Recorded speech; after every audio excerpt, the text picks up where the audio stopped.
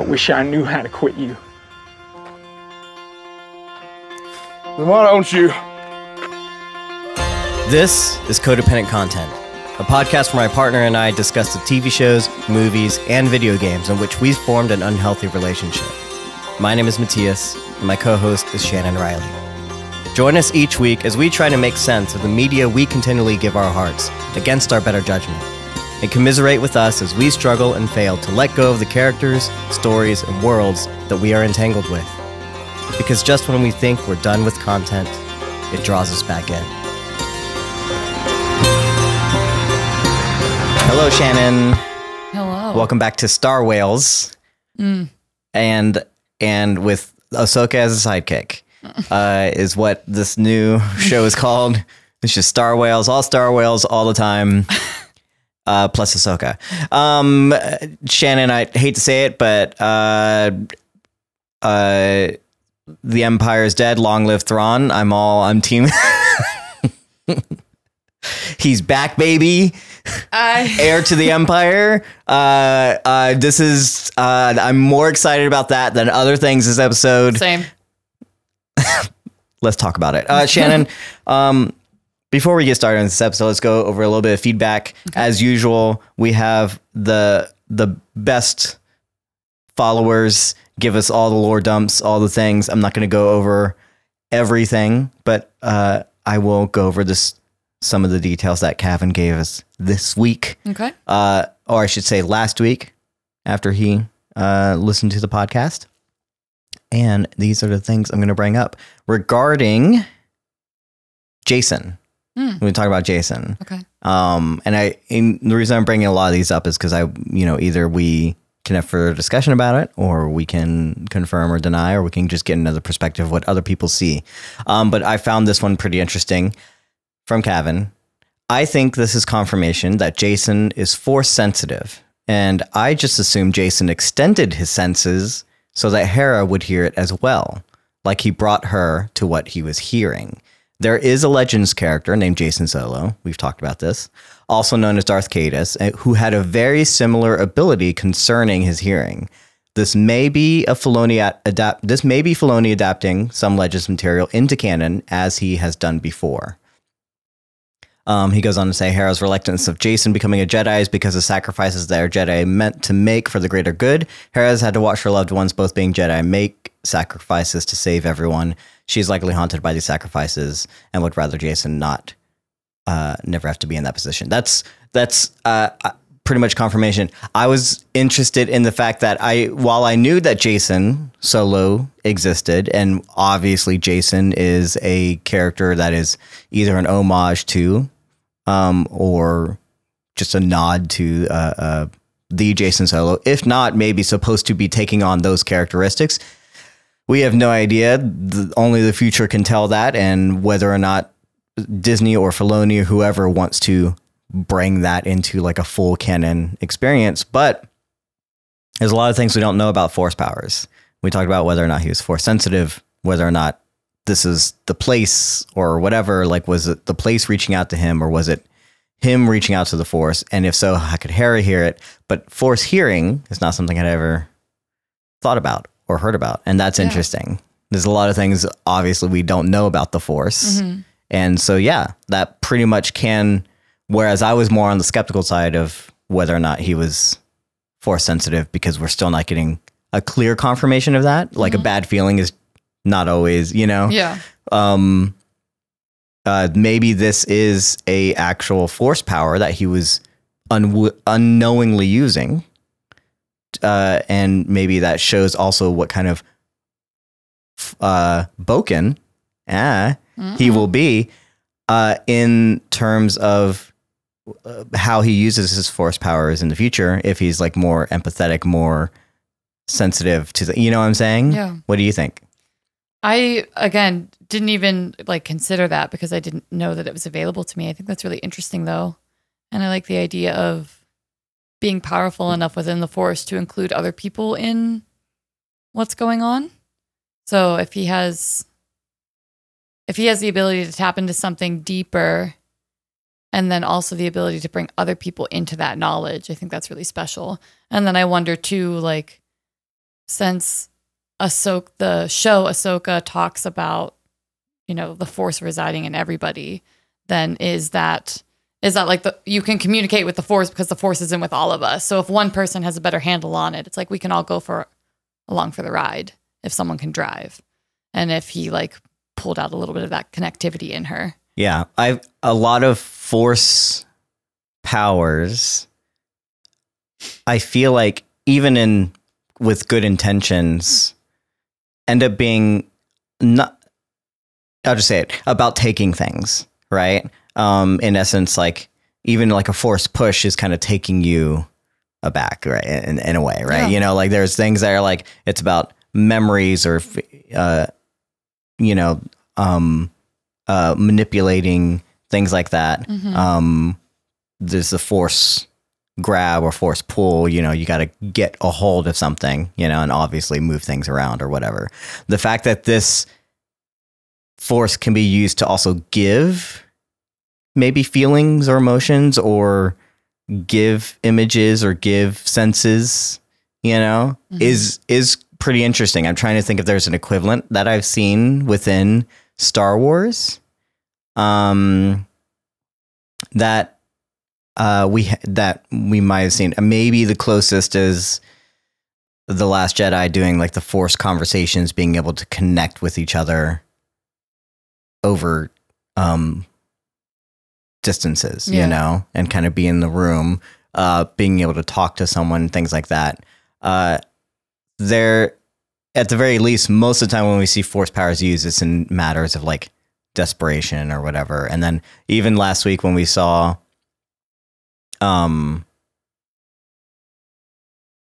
Ahsoka doing her Force, looking for the memories and trying to figure out what happened in this place, we hadn't really seen much of that before. It's kind of, it's implied that would be pretty similar. Mm-hmm.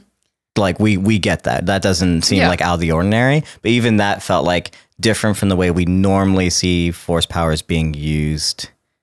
That was even commentary that I made, that mm-hmm. after she comes back, quote unquote, she's engaging with the Force in a different way that mm-hmm. I think perfectly touches what you're capturing. If the Force is more, if the way that the way we've seen Jedi use the Force is a little more aggressive, this seems mm-hmm. more of a like connection or like almost an emotional way to use the Force. Mm-hmm. So that's pretty cool. It's making me, for some reason, think of like those poor stormtroopers that were just looking for those droids and just doing their job, and then Obi-Wan being like, "These are not the droids you're looking for." It's like, how manipulative, that we can just gaslight someone. Yeah. and what gives you the power or the right to do that, actually? And that's why I think Jedi are so interesting, because or Force users are so interesting, because depending upon where your alignment is, like you're either manipulating for the greater good or what you think is the greater good.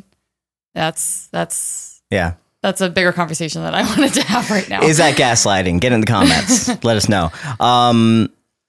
He also mentions that this chaotic free version of Ahsoka reminds me so much of the Clone Wars Ahsoka before the framing and her leaving the Order. I'm happy to see her like this. So something that we were picking up on, I think, was very clear. I can't wait to see more of Ahsoka. Mm-hmm. We didn't get too much of it this episode, obviously, because we had a whole episode focusing on her. Yeah.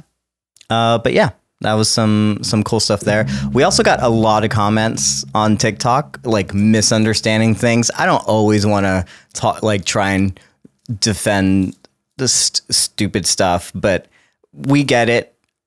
We do understand that she was 14 in the Clone Wars. That feeling, that idea never went over our heads.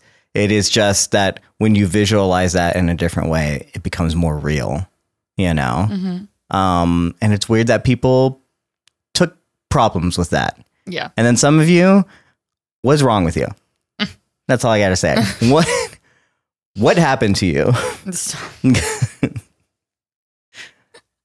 What? You gotta, what? No? No, I agree completely. I think sometimes people really want to hear just something fucked up, and it's like, it's really not what it is. I'm saying exactly what I think, which is seeing a young woman play a young character hits differently than seeing an animated version of a character. Mm-hmm. An anime in like Sailor Moon, even like those are teenage girls, right? If you watched it in live action and we saw them as like 12 or 13-year-old girls, they would look and feel differently than they do in the anime. Yeah, you wouldn't. Those transformations would hit different. So it's not being creepy. I'm like, oh, she's a 14-year-old girl, or like, oh no, I didn't realize she was a 14-year-old girl. It's like, nah, dude, you're just seeing, like, you're really able to visualize it. And the actress too, like, she's small, she's short, she's small. So I feel like against Hayden Christensen as well. So that dynamic is really impactful because when I was 14, I was 5'8.5". So me at 14 looks different than she does at 14. She's a smaller young woman. So yeah, I think, just listen to the words that are happening. But yeah, for confirmation, no, Mattias and I are not trying to prey on 14-year-old animated girls. I wasn't even going to like put that in anyone's head, but okay. Motherfuckers on TikTok are really trying me. So yeah, that's a little bit of feedback from last week's episode. Again, a episode that was, I think, a lot of fun. Brought a lot more people into the fold. I think just being able to see Anakin again was just a cool moment. Dope. Being able to see war visualized in a different way and to see it from a perspective of like hindsight and from a child's perspective especially was hard hitting. And I thought it was great to finally delve into those deeper discussions. Yeah. So yeah, that said, why don't we talk a little bit about what else we've been doing or consuming in terms of content? Shannon, you've been really excited about this one. I think you came home and without telling me anything, immediately started downloading Baldurs Gate 3. Game you bought and Baldurs Gate 3, y'all. Forced me to not be working and just play. So I said, sit down for 8.5 hours and play with me. Mattias said, say less. Anyone else out there on the Baldurs Gate 3 train? Because if you are, slide into our DMs immediately. I love the game. I'm having so much fun with the game. When we were doing The Last of Us, I was saying to our audience that like I'm not a gamer. I don't consider myself a gamer. I had never been interested in gaming or understood like that there could be different games just besides first shooter type of thing, which I'm still not really interested in. First person shooter. See, I don't even know, and I don't care. So that's fine. But so I played The Last of Us because the story was beautiful and perfect, and I watched Mattias play it. And I was like, I'm never going to find a video game that I like this way. And I still haven't. But then I played Stray, and Stray was cute. I got to be a little cat and fight some things. So that was fun.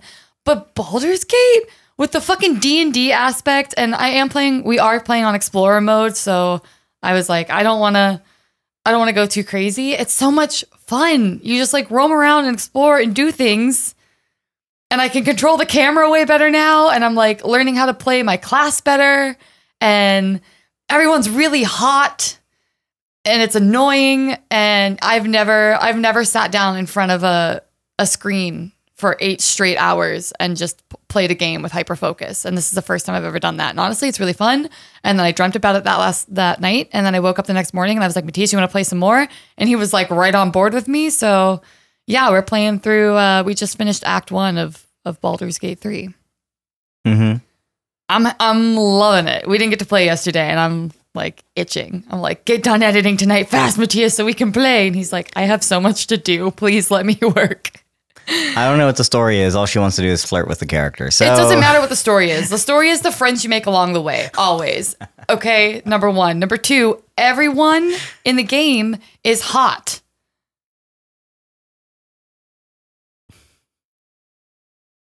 So, yeah, we should flirt with everyone. I don't know. So, yeah, Baldur's Gate 3, have you heard of it? Is that something you're interested in? And, okay, so now I'm deciding what I want to be for Halloween because I really like making costumes for Halloween. And now I'm like, do I want to go balls out for something Baldur's Gate 3, and be like Karlach or Shadowheart or the magic guy? I feel like if I went as a magic guy, people would just think I was Doctor Strange, so I probably wouldn't go as him. Probably one of the girls. Or what's her name? Minerva?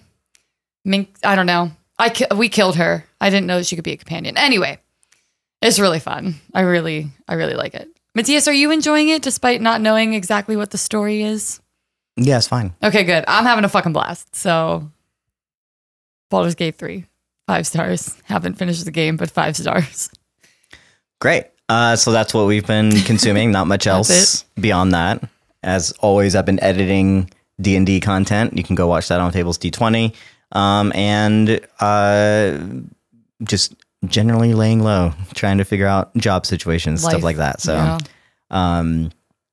Only Murders in the Building is back, so we're watching that, and I think it's in Foundation finished, and so that no longer get to talk about Foundation, but still go watch those things. I think we're about to be running dry on content, Shannon. I think the strikes and the stuff is about to be hitting hard. Yeah. Who knows? After Loki, I'm like, what am I going to watch? When does Loki come out? October 5th. Well, it's so like next week, 2 weeks. Man, okay, so. Like basically right when Ahsoka. Yeah. Great. So I guess we're talking about Loki next. So we'll probably talk about Loki. So there's that. If there's anything to talk about, who knows? Marvel content is always like hit or miss, but if there's nothing else going on, we'll jump on that train. So yeah, if you are new to the podcast, again, this is Codependent Content. You can always email us at codependentcontent@gmail.com if you also have things you want to talk to us about, or if we say anything wrong in the next 2 hours or however long this is going to be, feel free to let us know. That said, we spoil everything. So if you haven't seen Ahsoka episode 6, Far, Far Away, you should probably get far, far away. Because we're gonna spoil the episode. That was good. We're not going to hold back. In fact, I probably already spoiled at the top. I do not remember. Oh yeah. But that's it. Sorry, you're here now. Sorry. And if you're here for the conversation, then enjoy the ride, Shannon. Woo. I said that the most exciting thing is Thrawn. Yes. I alluded to it earlier, but Shannon, we finally got the answer to all of our burning questions. We have a word. Oh. Bokken. In a sentence, Bokken Jedi. Those definitions, those who are trained in the wild. So Baylan says it. We finally have a word, Shannon. People were mad at me. It's like, you just call them Dark Force user or Light Force or just say Jedi or Sith or whatever. Like, nope, there's got to be something else. There's got to be something to identify. And that Bokken Jedi. And it's not also the other one is Bokken Sith. It's just call them Bokken. It's what they are. They don't follow an order. They're doing their own thing. It's kind of wild. It's kind of whatever until another order comes along and decides, you know what? Let's rein this in a little bit. They are called Bokken. It's like, what's wrong with it? It's Bokken. That's what it reminds. That's what it. They're Bokken Jedi. They're so Bokken. We gotta put them back together. Yeah. So when I heard it, I wasn't like, oh, that's a cool name. I'm like, oh, they're Bokken. Sorry. Oh, you heard it here first. Oh, Sabine Bokken. Oh, poor Shannon's Bokken. Her poor. That explains that. He's like, no, you're something else. He's like, fuck it, we're not calling it. You're fixed. Oh, no. Wait. Oh, man. All right. Okay, so we catch up where we left off with the whales going through hyperspace, and in their mouth is a spaceship. I don't know. It's not that funny, I'm sorry. With Ahsoka and Hu Yang. And there's I'll just say it. This is kind of cheesy, but it was a cute moment. When they have their little conversation, they talk about what's been happening and what they're realizing Sabine went willingly and all that kind of stuff. And then she's like, you know what? Go ahead and tell me one of those stories. One of those stories I thought we that I'm sure is a reference to the fact that we are getting the Acolyte later, things like that. We're going to hear these stories. I'm sure. Actually, Acolyte doesn't take place that long ago, so we'll see. But then to begin his story, he says, a long time ago in a galaxy far, far away.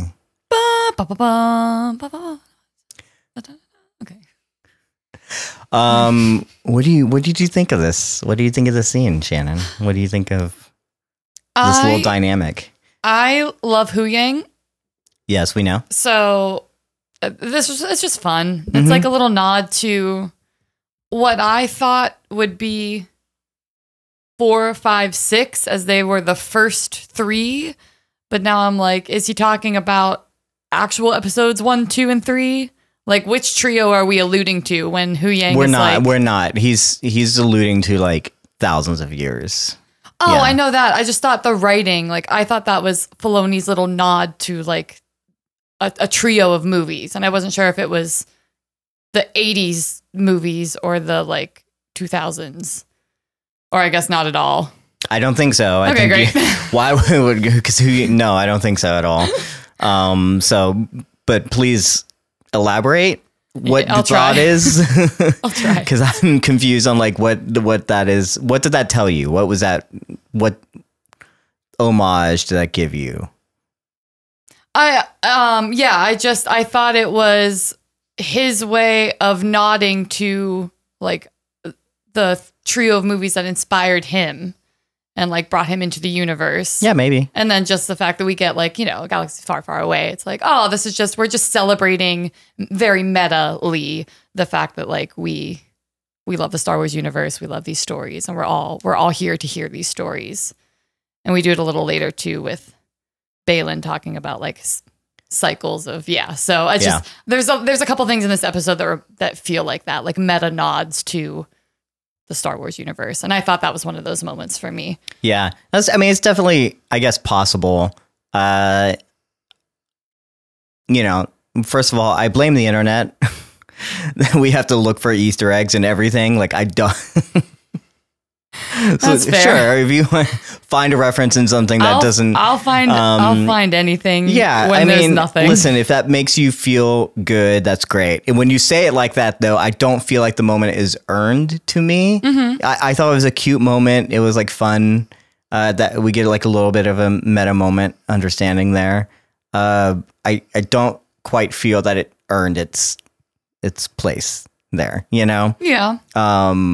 Maybe in a different property, where I was already enjoying the ride and feeling this wave of nostalgia and feeling, and then, they ended the episode on something like that, I would have been like bawling my eyes out.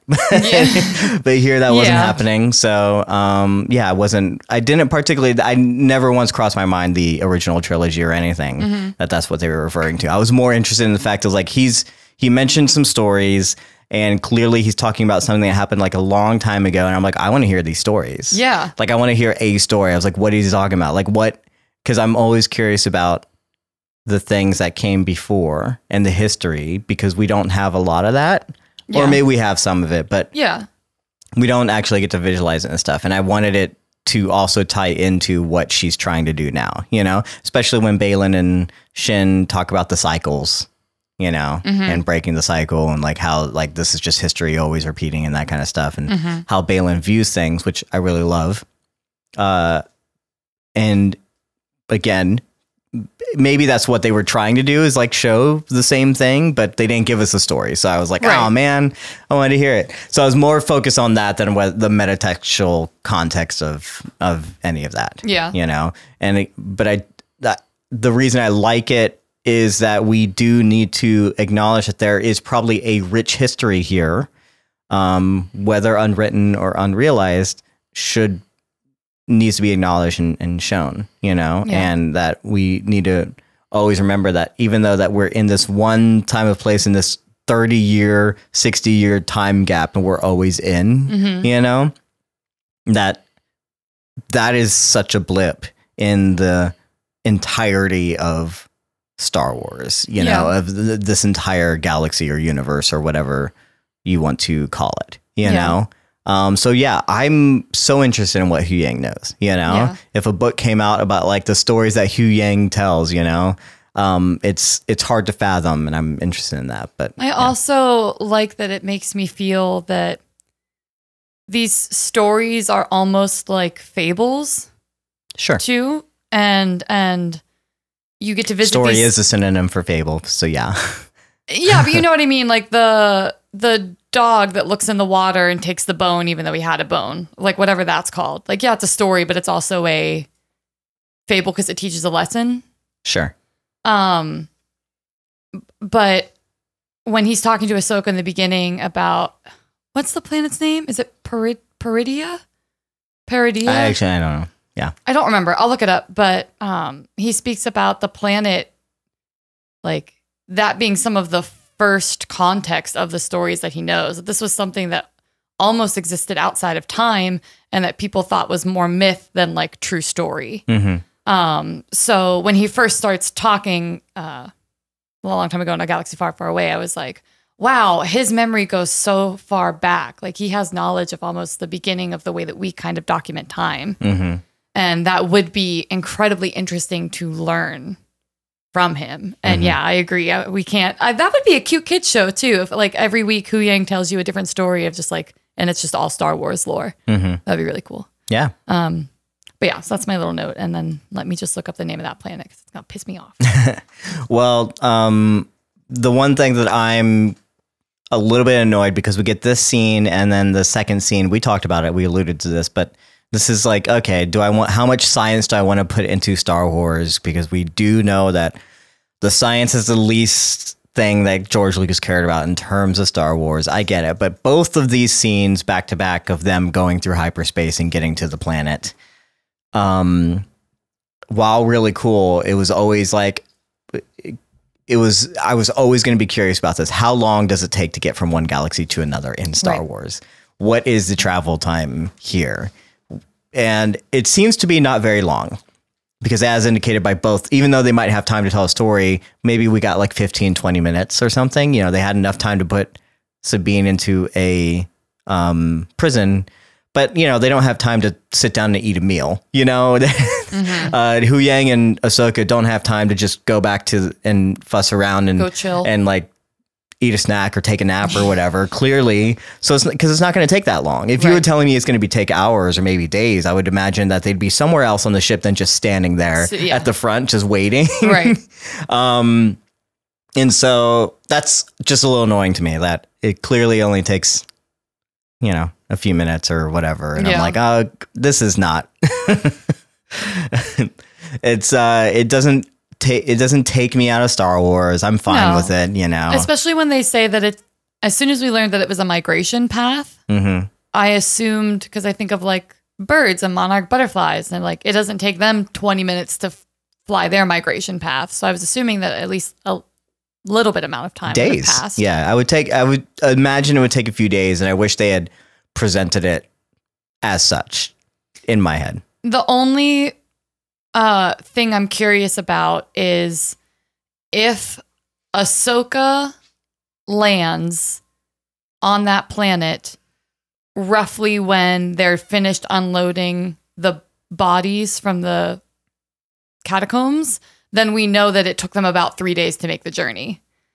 Possibly, yeah, that's true. That's the only thing, because they mentioned it's going to take 3 days, and I'm wondering if that's our little marker of like maybe 3 days are going to pass in this time period. So we can see when Ahsoka shows up and see if we can figure out any Starwell travel after that. Yeah, that's true. We haven't seen Ahsoka arrive and the Purgils arrive yet, so it's quite possible that we just skipped the 3 days and with the other people, because we didn't need to see it. They were just waiting because they were getting close or something. But when you again present it as here they are and they haven't left their spot, right? You know, especially when Ahsoka and Hu Yang start their journey, I'd be like, well, I got 3 hours. I'm going to go make some coffee. You know, I'd feel like I would be having this conversation. We're not even driving anything. Like you're at the will of the Purgils right now. Like, I don't know, go sit in a more comfortable spot in my view. Have this conversation elsewhere. I felt like that was just to me kind of awkward or weird just because they wanted to utilize the window of the Yeah. hyperspace, I guess, or whatever. But Now, I did like the pairing action of seeing the Purgils like flying through space and then seeing the bones make the ring of the planet. I thought that was cool. It's like, oh, we really do get like the majesty of these whales, even when they're dead and their bones were huge. Like they're still weirdly beautiful. It was cool to fly through the ring. So that was just an interesting visual note I wanted to add before we move forward. Yeah, I'm curious why there's no indication as to why Purgils come here though. So I'll be curious if we ever get any kind of like confirmation on that or kind of more kind of lore on that thing. You know, it was a cool imagery, but it was like, okay, great. But there's, first of all, like, I think this is heavily based off of like the myth of the elephant graveyard, which is a fun myth to me. I've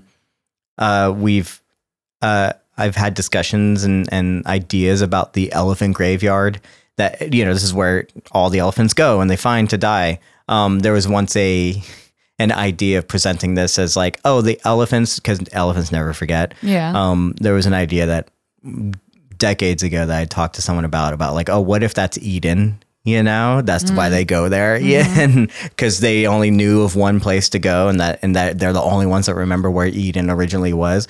But again, the elephant graveyard is a myth. There's not like one place that they actually go. As far as I understand it, I haven't done that much research on it. Yeah. So it's like, so if you're telling us that this is sort of in that myth, like this is where Purgils go to die, like why is that? You know, cool imagery and all, but what is the reasoning in their mind? Or is it something about, we do know that they talk about the power here, or there's something else. Are they connected to that in some way? And why is that, you know? So again, just curious about what are now I want to get in a Discovery Channel, which Disney also has, National Geographic or whatever. They have y'all can give us a little bit of the Purgil migration scheme and how that all works. You know, I'm sure Disney can handle that, right? Absolutely. They did it with, get on it. If Apple could do it with Prehistoric Planet, I'm sure Disney can do it with Purgils. I would watch the shit out of that. More Star Whales content. We really do. We're on the Star Whales bandwagon. That's really funny. You can't just raise these things and give us. We are Star Wars nerds. We're gonna nitpick everything. Give me all your whale lore. But also Star Wars. Okay, so they get to the planet. They talk to some witches. This is the origin of the Dathmari. Or is Dathmari is their home? Dathomir is the home. Dathomir was the home in the other, but then when they were talking about it here, she mentioned a different word, right? The original Dathomir or something like that. So I can't remember. No, it's okay. They're definitely called Dathomari. Whatever the name of the planet is, I can't pronounce it. It's Peridea. And I don't remember hearing it, so I'm going to call it Peridea, whatever, was once the witch kingdom of the Dathomari. So this was the original home. And now we get to meet the they three clearly great mothers. Migrated. Yes. It was cool seeing the ruins in a better light, not as ruined clearly. I don't know how this one was well maintained by only 3 witches and the other one magic wasn't. But clearly the ruins are nothing more than a telephone booth. So that they can talk to each other. Okay. Come here. So we have plenty of those ruins in our world too. Telephones booths don't exist anymore. And if you find one, it probably doesn't have a working telephone. But if you do find one and it works, maybe you can talk to an ancient race. Well, I really like that for Morgan. This is a bigger concept that I want to tie into when we talk about Baylan, but Morgan does seem to be a genuine supporter, believer in Thrawn and like whatever the hell he's trying to do with his new order. Yeah. But the thing that really believably ties me to this plot is the fact that she is a survivor of the Clone Wars, where we attacked her home planet and she lost her people in that war. And now she's able to connect with the great mothers who are like, in the original place of her original heritage. So I think that's kind of special if she is one of the only remaining Dathomir witches that we know of, for her to connect to her ancestry and her heritage in this capacity. Because for whatever reason, the Great Mothers also really align with Thrawn. So I feel like that's like dual-sided tape for her. There's like multiple, maybe not only does she buy into his mindset, but also her community does as well. Yeah, it's interesting. It's always going to be interesting to see how, because Thrawn is supposed to be a huge threat, and he uses a lot of he doesn't have any connection with Force. He's not a great warrior per se, but he's an amazing tactician. He's smart. And so it's going to be interesting how apparently these Great Mothers of this huge race on a planet that probably has some sort of immense power, like how he was able to basically get them to almost bow to him in essence, you know? I find it curious that they don't, speaking of like Thrawn getting there and whatever, we just jump right into it. Thrawn. We can jump back and forth, I guess, a little bit. Never once do we, of course, we're going to understand, like, someone's going to mention, they're clearly going to tell each other what's been happening. Mm-hmm. That's clear, but no actual question of, is the Empire alive? Or is you know what I'm saying? Like, who's in charge, right? I know he's more worried about getting home, but as a tactician, as someone who's the only living remnant of an actual Empire force and owner of a Star Destroyer and clearly is still running things in a certain way, you would think that he'd have some questions. So I just find that interesting, because even just hearing or knowing that, like, hey, you are now the most decorated and basically the heir again to the Empire would be a big moment. Maybe we're getting to that. I don't know. Because again, that is kind of the name of the book series where he was introduced, and possibly something that's going to come along where he gets that the load of information. But yeah, none of that exchanges things, so you're right. That is very interesting because when he speaks about Ahsoka, his like tactician comes out and he's like, I need to know everything about her, like spare no detail. So I guess that leads me to believe, like, is there a way that he would already have this information through the Night Sisters? That's also true, yeah. Because you're right, he would immediately, if intelligence is his game, which it very clearly is. Like, let's talk about that entrance. I loved it. I know nothing about Thrawn. I've never seen Thrawn before. I don't know any lore about Thrawn. I'm just like, this is some blue guy, and everyone cares a lot about him, and I don't know why. But the way that we meet him, the actor, I was like, oh, you carry this character really well.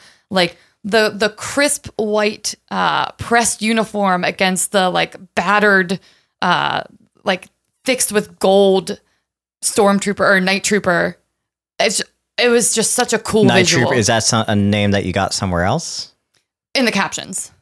Oh, I didn't even notice that. Night Trooper. Okay, so that's interesting. And that we can talk about that later. Yeah. Go ahead. Just again, and not just the way they were celebrating him. I was like, oh, okay, we're setting up because this is the big baddie. I get it. It looks visual cool. And he comes out and I was like, oh, I get it. I'm like, I already can tell that there aren't many people, if any people, that could outthink or outmaneuver this person, because he's got these like kind of dead, calculating eyes and this quiet stillness in his body that I feel that people who are highly intelligent carry in themselves.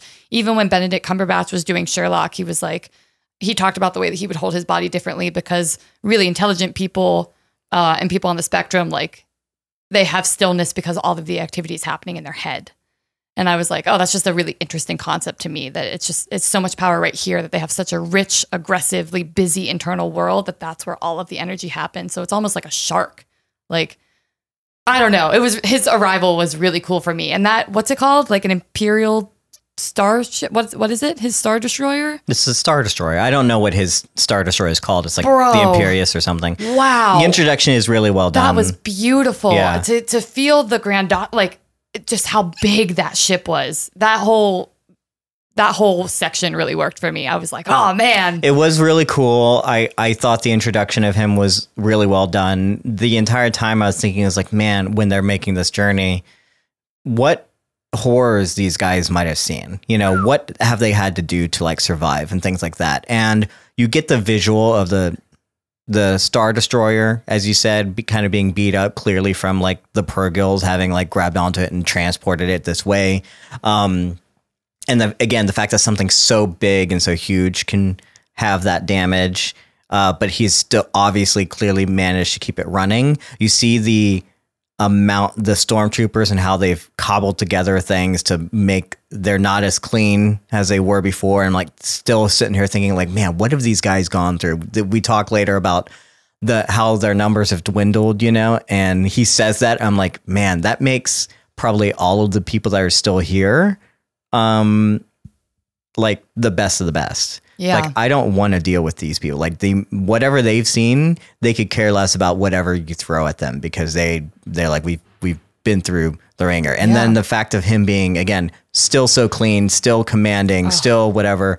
It's a very, very, very good introduction. Yeah. The hair, the uniform. Yeah. I will say though that the volume started to show its cracks for me in once we get the Star Destroyer, it gets there, it's all looking great, the grandeur of it's all there. Once they get to the close-up of them being like actually inside the Star Destroyer, I can start seeing the volume, and for some reason it just wasn't working for me, and I don't know what it is. This is sometimes it works and sometimes it doesn't. Yeah.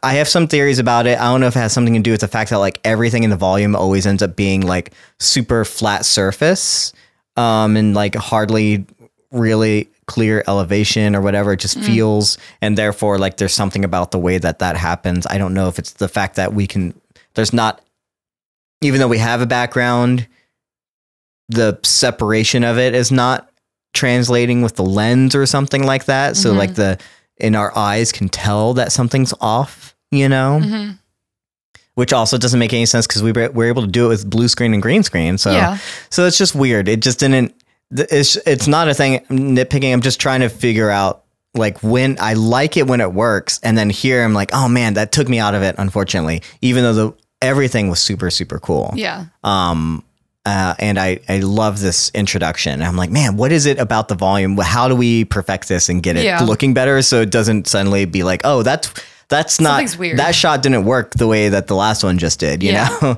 What do you think of these stormtroopers? And Enoch. Yeah. Yeah. I really liked... Which is funny as I was just naming another character that, and now I have to take that in my sci-fi. I really liked that their armor is fixed with gold because it reminds me Actually, I should talk about that. Go ahead. It reminds me of that practice. At least him, yeah. No, all of them. Well, but his faceplate, he's the only one with the gold faceplate that I saw. Yeah, he's the only one with a gold faceplate, but all of the other armor, if there's cracks in the armor, they're filled with gold. Right, okay. Like all the stormtroopers, which I think is really interesting. It's something that I thought I caught during the episode, and then we meet Enoch, and he has that gold face. And upon trying to remember, I was like, did I superimpose that because he had so much gold on him? And I went back, I looked for some pictures. And yeah, I was like, oh, they're all, and even parts of Thrawn's ship are fixed with gold or what looks like gold. Yeah. So I'm like, where'd you find this gold? Also, like, what can we infer from that? What is the meaning of that? Because they can't even apparently like buff out their armor. They have this like dirty, crazy armor with these like beautiful streaks of gold in it. Oh, so you're bringing this up and you don't actually know. I feel like this is one of those things where it's like once it becomes common knowledge, like everyone likes to use this bit of information. They're like, oh, that's what this is. And you actually don't know. Right. So this has kind of been seeded within the Star Wars universe, starting with The Rise of Skywalker. Remember in The Last Jedi, Kylo Ren breaks his helmet. And in The Rise of Skywalker, they rebuild it. And they talked a lot about this. I don't know the word. It's katsugi or something. It's the Japanese term and the Japanese word for mending something, but retaining the cracks, retaining the damage that's been done. So like you have a broken vase, to put the vase together, you don't make the cracks disappear. You infuse the cracks with gold and then put it back together so that you embrace the brokenness of it, you know, so you still make it new, but it is this is something that like everyone's like, we're mostly familiar with because they couldn't stop talking about it with the behind the scenes when they talked about that helmet thing. And ever since then, like, it's weird how something goes from being like obscure. It's like, oh, I've never heard of that. And then once you hear it, people can't stop talking about it. Like, I hear it everywhere. I see it. It keeps coming up over and over and over again, you know, in pop culture or whatever. And that clearly is what's kind of going on here, right? Is the idea, yes, where did they get all that gold? But is it more of cool imagery, or is it more of like saying, and what is it saying? Well, it's saying that this is how they don't have the materials. Because I'm curious about this too. When we see that they have the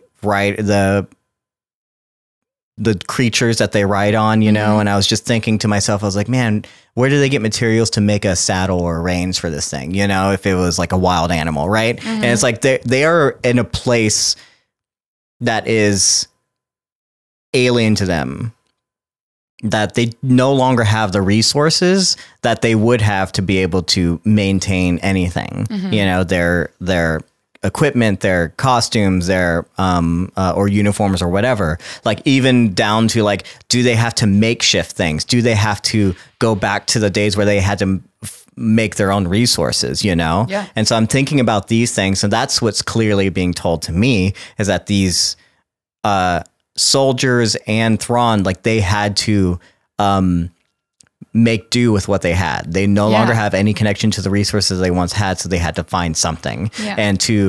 And how that has shaped them into something new while still maintaining the old force that they were. You know? Let me show you a picture real fast. I'm showing Mattias a picture of one of the stormtroopers. Isn't that I get it. Like, yeah, sure, if this is something that we are overusing or that we're used to seeing, but it it's works. Still really like, cool. It's really beautiful. And I thought it's so stunning to see, again, the juxtaposition of his like bleach pressed uniform, the way he like has his hair styled, and then these stormtroopers that look like they've just fucking been through the ringer, but they've got these pieces of gold on them. I was like, bro, you're right. I don't want to fuck with any of these guys. But let's continue to talk about them, because another thing I noticed is in the subtitles, they're called night troopers.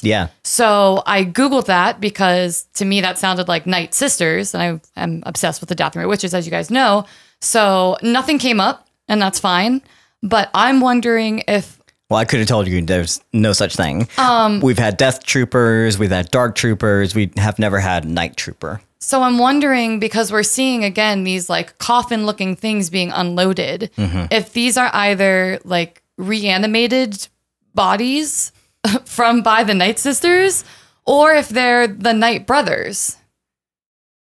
Like, it's Night something. I feel like you really need to like look into, because from what I understand, the Night Brothers are, again, you would know, they don't hide their faces. This is not something that is like a continuation. Night Brothers are not always just reanimated either. They are, we've seen Night Brothers. Darth Maul was a Night Brother. Correct. And his race, that's what that race is essentially like Night Brothers. Of the, like, it doesn't make sense to me to keep putting on like Night Brother to like other things that are always like, just because their faces are hidden, you know, we don't see males that often. I just don't know that that's, I mean, it's not to say that they aren't, but like, they follow a certain way of doing things that's not empirical to a certain, you know, they're not. And again, mostly that's just like words, because if Night Sisters and Night Brothers were both on Dathomir, and we know Night Sisters are on this planet, then wouldn't Night Brothers also be on this planet?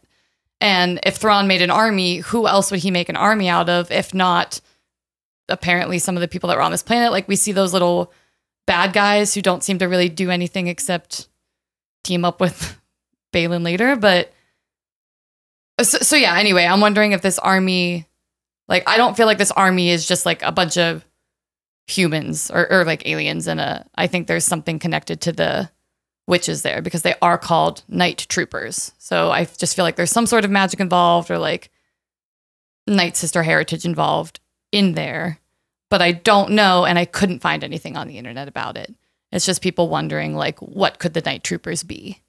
So those are my two guesses. Well, yeah, we don't. Okay, yeah, There's definitely not going to be any information about something that is just being introduced to us before or now. So like it's unfortunate that that's the thing about Star Wars lore is they always like to introduce new things. So and we already don't know that much about. You're right, and I mostly just keep forgetting because usually I have a question and I'm like, oh, it's because I haven't I just don't know all the lore yet.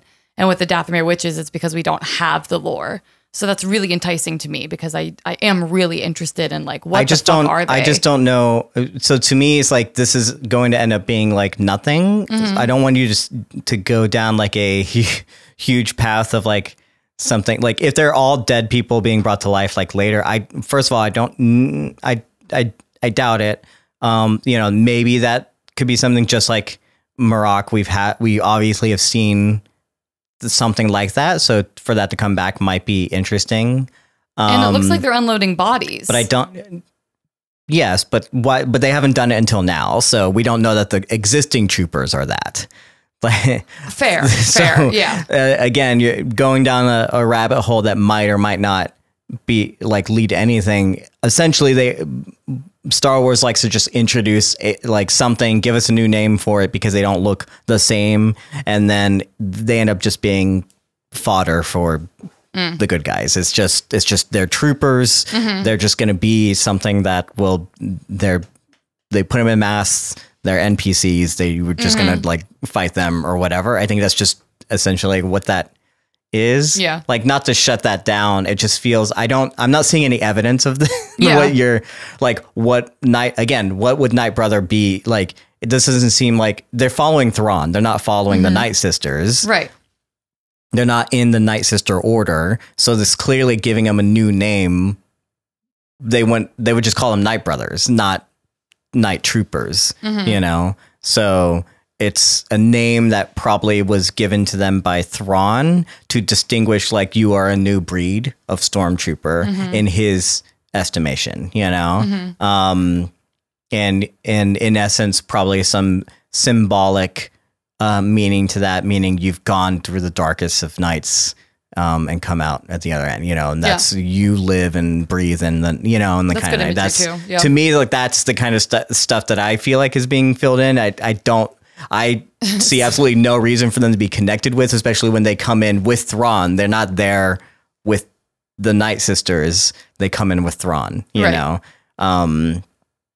So that's more of where I would go with it. And then at the end of the day, it's not going to mean it. That's just a name. Mm-hmm. We have to put names on anything we introduce, and Star Wars has to have some sort of name for there to eventually be a Wikipedia article someday, and for eventually people to understand the lore or whatever, because you have to distinguish it from what's come before. Yeah. Because then you can't if you just called them stormtroopers, people would get mad and then you win it. Because I'm also trying to think of when in Rebels, when Thrawn is transported to this place, obviously he has his ship. I didn't realize how massive his ship was when it was transported here. So I'm assuming that ship had crew, and that's where these stormtroopers came from. They were all just on the ship. Yes. Okay. Yeah. I imagine, yeah. I think up until I saw all these people, I thought it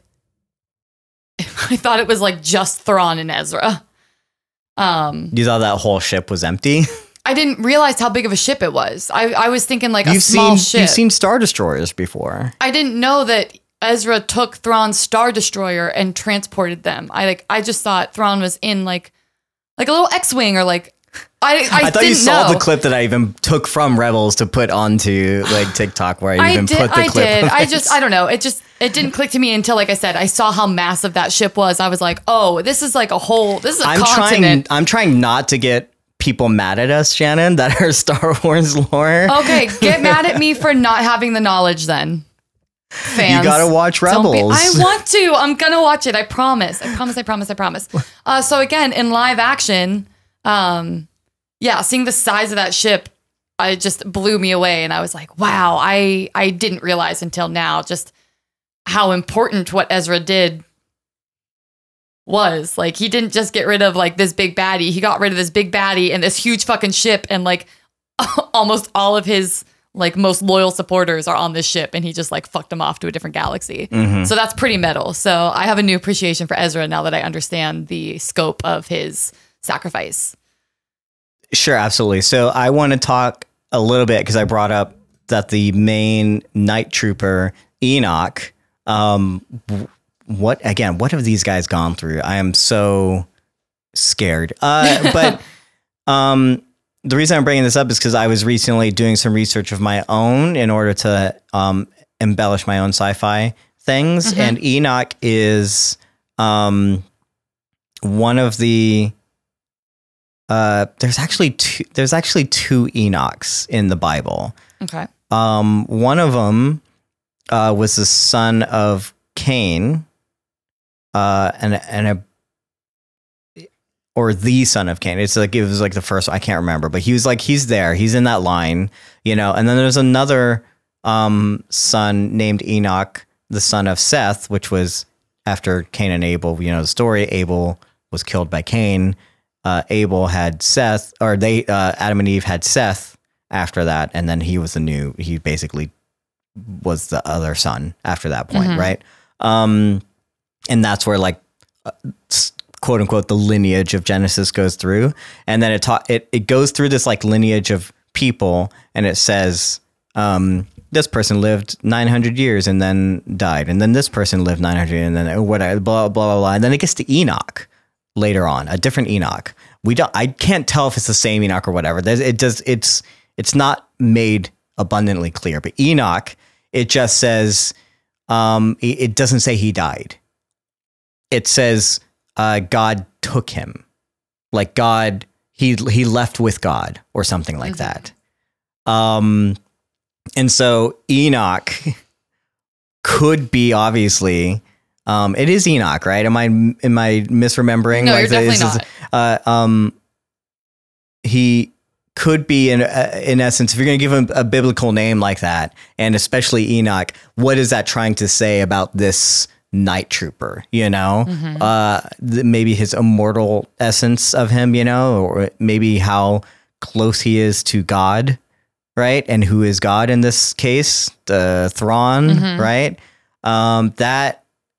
Again, biblical, mythological proportions is just an amazing, interesting thing to think about, like how he would get that name or whatever. And obviously it wouldn't come from our biblical understanding because the Bible doesn't exist in Star Wars, but it's for us to infer that would be a thing. So yeah, he is so close to God probably that he's unkillable. I feel like I'm gonna fall down this rabbit hole. I Googled Enoch real fast to make sure that we were saying the right name. And then it was like, the Book of Enoch is an ancient Hebrew apocalyptic religious text. I'm like, oh man, there's a lot going on. There's other stuff going on there too. Yeah. Yeah. I'm sure. Enoch. There's more about that too to be said, but who knows? So yeah, these night troopers are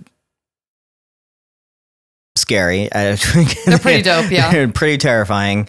And can't wait to see them in action. I imagine they're just going to go down just as easily as every other stormtrooper because that's how Star Wars always is. And they never live up to the potential that we want them to. And I'm going to be really mad because respectfully, now that I see the way that these stormtroopers look, it's like, oh, sure, the little bitch stormtroopers with their perfectly polished boots, like, can't take a shot. Like, these motherfuckers should be able to do, like, some heavy lifting. And I am hoping, you're probably right. Everyone's like, oh, stormtroopers are people, but I'm hoping we have a little more substance there because they look like they've been through it. Yeah. So I would like to see that. But I again, going not to like shut you down on things, I am interested because I didn't really catch the catacomb thing. I was kind of curious, like, what is going on here? Did they mention are these their fallen?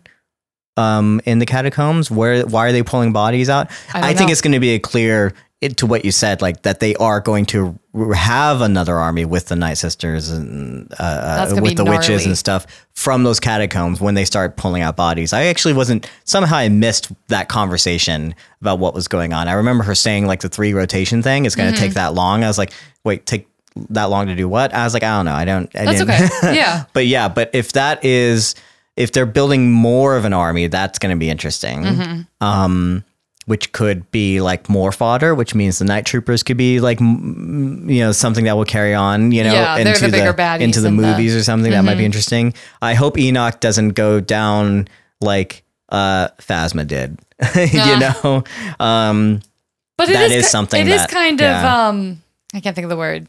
I remembered her when I saw Enoch. I thought like the imagery connected to me. I was like, oh, this reminds me of Captain Plasma a little bit. But another thing to mention about Thrawn is I assume we've finished hyping up the night troopers. That's all I wanted to say about them. Are you good to move forward? The calculation of Thrawn never seems like petty or dismissive. It feels like he takes Sabine very seriously. He's like, she is a threat. Ezra is a threat. And I know how to use her and manipulate her to get to my goal, which is like, this is probably my last chance to actually kill Ezra and not just leave him on this planet and fuck off and hope for the best.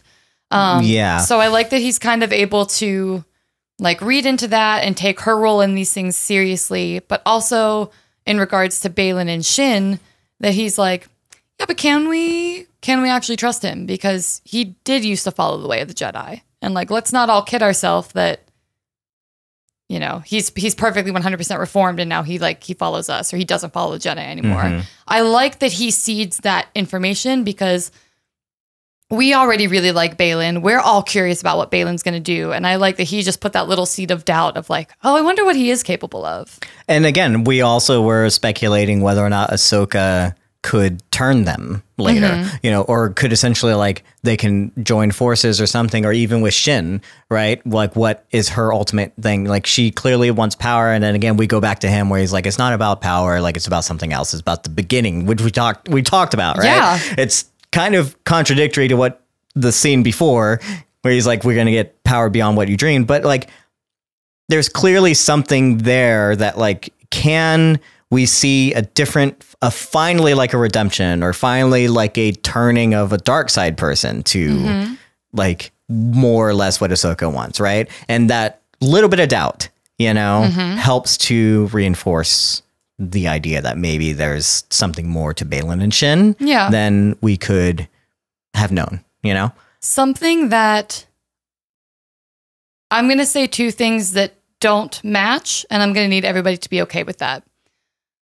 I feel that Baylan's character is underdeveloped in the sense that there's a lot that's underdeveloped. We know information about him that should feel important, but to me, he speaks in such vague, grand terms that it almost feels like shorthand for the audience to understand rather than actual honesty of like character. But the ideas and the concepts that he stands for, paired with what I think is like really powerful acting from Ray Stevenson, makes me willing to like draw my own conclusions and dig a little deeper into Baylan. Because if I just took him for everything he said, I feel like he's kind of boring. It's like, what do you want? You want power and you want to change things. It's like, you're just saying like the exact same thing over and over again. But I like that he tells us that he loved the philosophy of the Jedi Order, but he thought it was weak and he didn't think it was sustainable. But we also see him and he's like, I don't fuck with Thrawn either. I'm not trying to be a full Sith. I'm not trying to be his little minion. He really does think he can, and we'll touch on more of this, break the cycle of the inevitable, like the Star Wars that we've been watching movie after movie, like series after series. You see break the wheel, maybe? Break the... the fact that he thinks he can do that, I like that he's very curious about this planet, and he seems to be wanting to find, I don't know if it's a thing or a place or a feeling, but with Dave Filoni, I'm also wondering if it will have something to do with how what did you say it was? The father, the mother, and the daughter? Are those the three aspects of the Force? I have no clue. The father, the son, and the daughter, perhaps? I have no clue. Whatever the trifecta is that represents the Force, I feel like that purity is more what Baylan's looking for. So it's less like how the Jedi might take things, or how Sith might take things, or how Thrawn might take things. I think Baylan wants to get to like the source material, the root of where all things grow, and then decide for himself like how to cultivate something from that. And I think Shin is kind of interested in that too, but when he speaks, you can kind of see that like curiosity with a little bit of doubt underneath of just like, I don't know. I don't know. I don't quite understand. And she's young and she gives him a little bit of pushback when he talks, not in a disrespectful way, but just more of like, I think she's young and she just doesn't really understand, but he's been through so much and has seen so much that he's just like activated and ready to start a new beginning.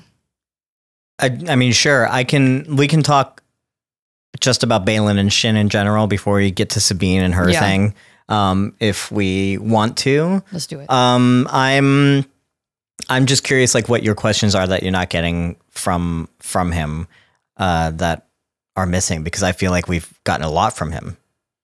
So I do feel like I've gotten a lot from him, but if it came in a different package, I wouldn't like it. The reason I like what I've been given is because I think the actor does a really good job personifying the information, because again, he speaks in like more vague terms. It's like, why do you actually care about what's going on? Why did you, like I just talked about Morgan. Morgan's aligned with Thrawn not only because she agrees with his ideology, but also because the godmothers? What are they called? Night mothers? What are they called? You're the three mothers. The witch. You know, I'm not. You're the witch person. This is what your thing. Whatever. What is it? Go ahead. I don't know. It doesn't I matter. forget what they're called. Can you? But the fact that like they align with Thrawn too. So there's multiple tethers holding her to this person and his ideology. Baylan doesn't care about Thrawn's ideology. He doesn't care about the Night Sister ideology.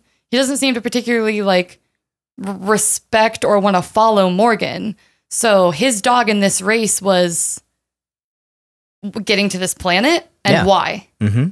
So, and as a mercenary, it's how would you like... It's a source of something that they can't sense, that they are not aware of, and he can feel it. They who?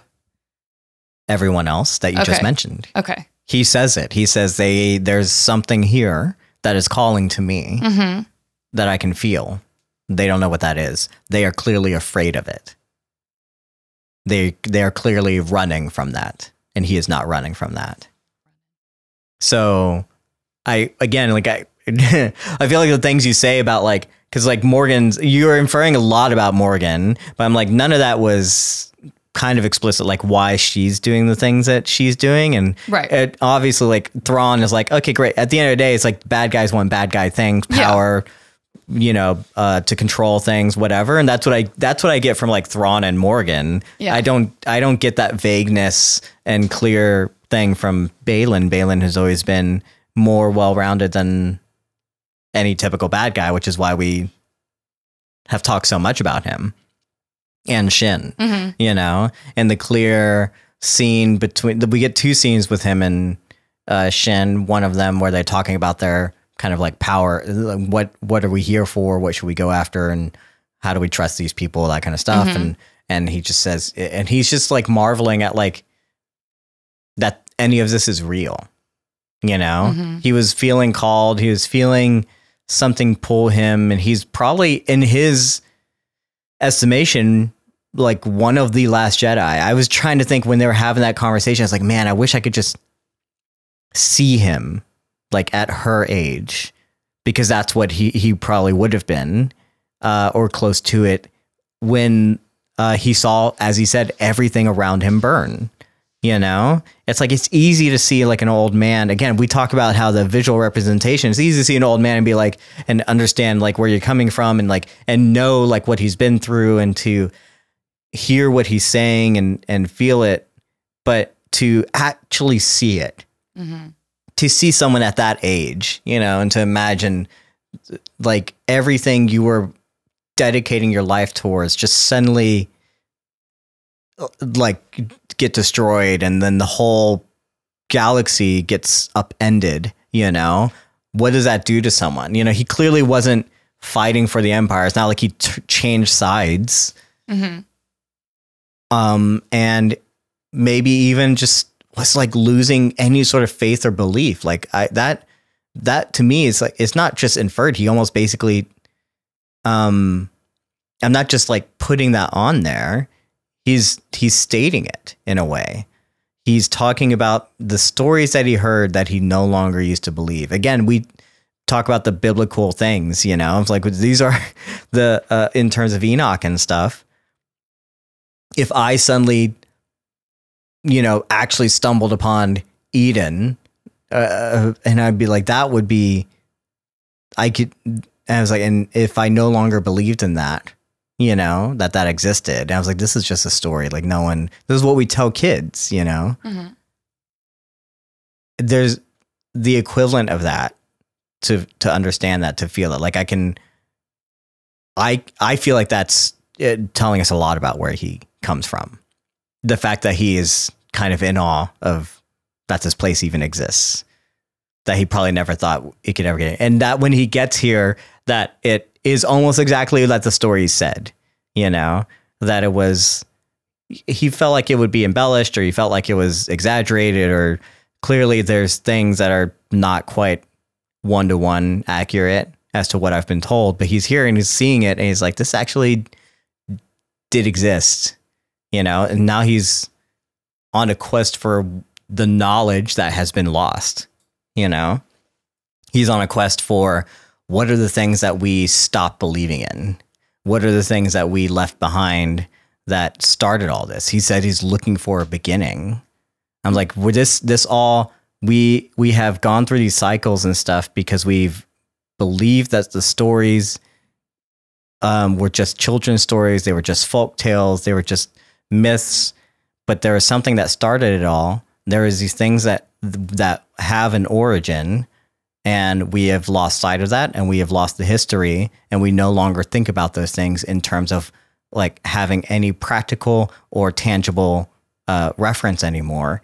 And that's what he's searching for. He's searching for no longer the ideals of the Jedi, no longer the ideals of the Empire, no longer what people were teaching him as he was growing up and he was like 20 when, or in his 30s or whatever, when everything got taken away from him. And clearly that belief no longer exists in the world. So what is the belief that he's searching for? Is there something else? Because he has something. He has a little bit of faith. He has a little bit of the Force exists. So what is that? And it's like, if it wasn't the Jedi, what is it then? What did the Jedi take? What did they manipulate? I'm looking for that. So how did he? So yeah, okay, that's fine. How has he been actually doing that though? So like, he told us all those things, but he's working as a mercenary. He couldn't have known that he was coming to this place, or that he was being called to this place. He didn't know that by working with Morgan, he was going to come here. He was just hired as a mercenary to go after. Like, I just don't understand. Like I said, I like his story. I like the things that he's telling me, but I just don't understand. Yeah, I don't know. I just don't understand. But I like it. Yeah, I mean, there's clearly questions about when he learned about this place, or when he, and what actually he does know, and what is actually being like like just kind of like feelings, you know. Mm-hmm. The Force is weird and interesting, and we never fully understand it. When did he meet Morgan? Was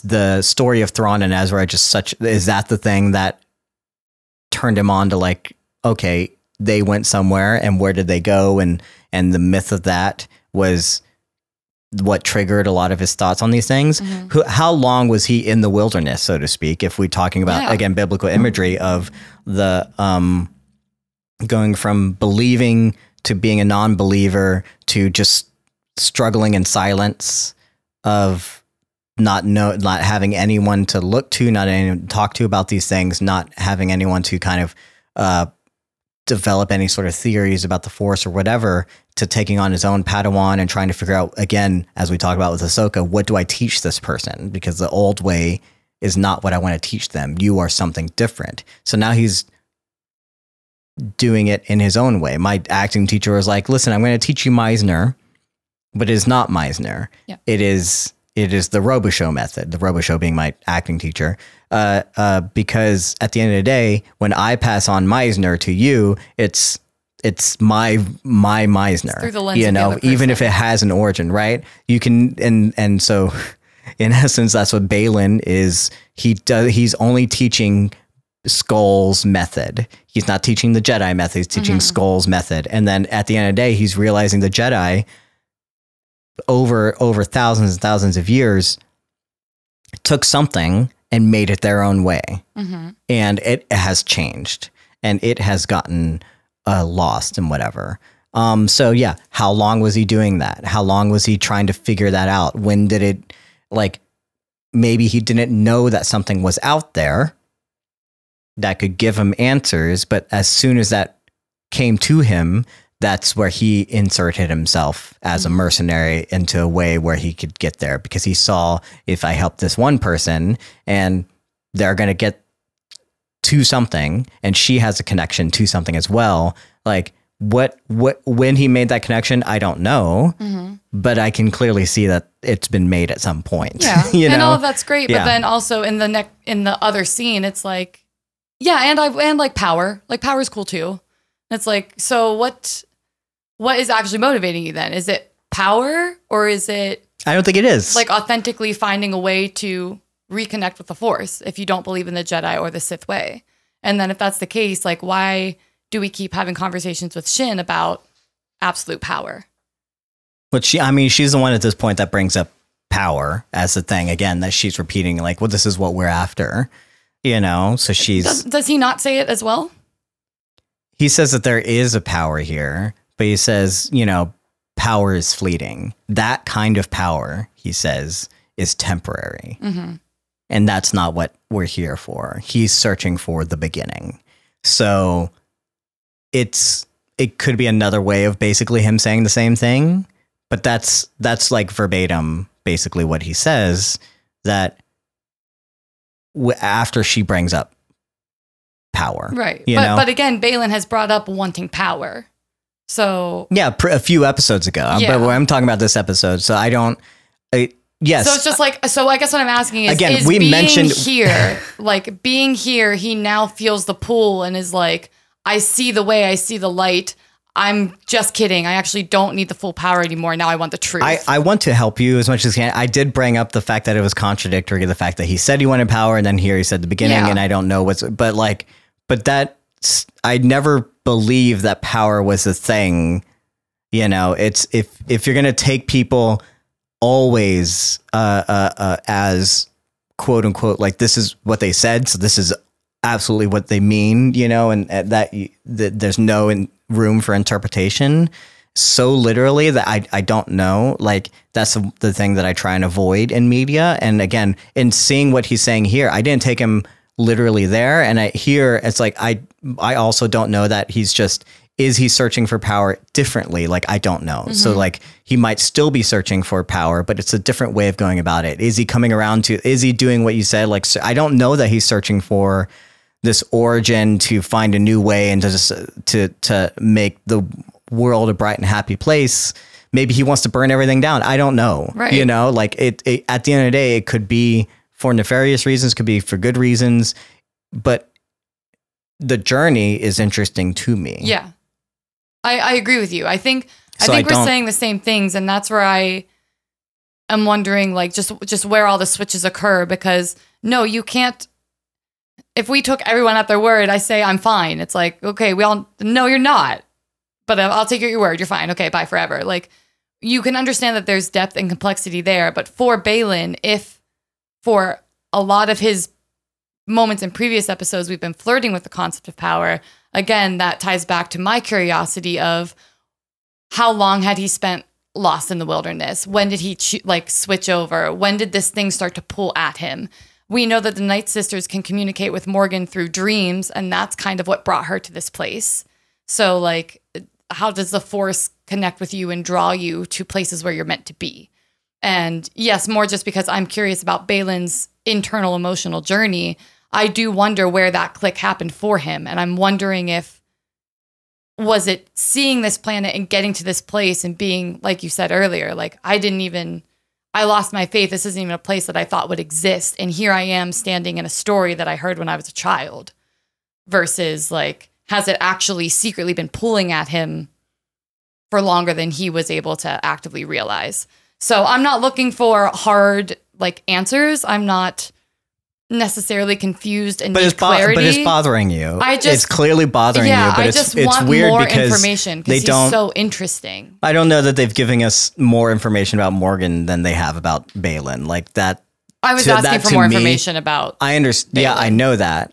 And it bothers you that for some reason that these questions aren't there. For me, it's like it's all kind of more there than it's been for Morgan, and you don't have the same problem as you do with like Morgan. I don't like Morgan, and I don't think she's important. I don't know why it's bothering you so much. Because I really like Baylan. I think he has the potential to be a very unique and interesting character, and because of that, I feel that I'm demanding and I want more of this information. The reason I don't care about Morgan is because I don't care about her. She doesn't feel important. She doesn't feel like she carries weight. I don't take her seriously as a character in the story because she's only acted as a vessel to get us to the villain we're supposed to meet. Mm-hmm. So I don't care about Morgan's story because she's not important to me right now. Yeah, I mean, but to me, these questions are what Star Wars is supposed to generate the conversation. Like the fact that it bothers you, I'm like, man, that feels so interesting to me that you don't like, they leave out something and you're like, so like it makes you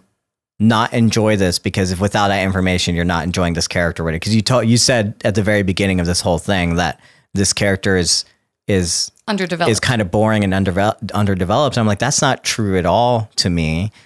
You don't think he's underdeveloped? Because I feel like those questions that you have are what makes it interesting. Like when you have an ideology the way that he does, and when you have a clear, I feel like he's been well-rounded or more well-rounded than Ahsoka's been this entire time, that those questions lead me to want to like dig deeper into like, how did he get to that point? Like how did the faith become like this kind of thing? If he was underdeveloped, those are the questions I'm asking. If he was underdeveloped, I wouldn't be searching for those answers. I would be like, oh, it's a clear, like if he wants this, ultimate power, like every bad guy, that to me is underdeveloped.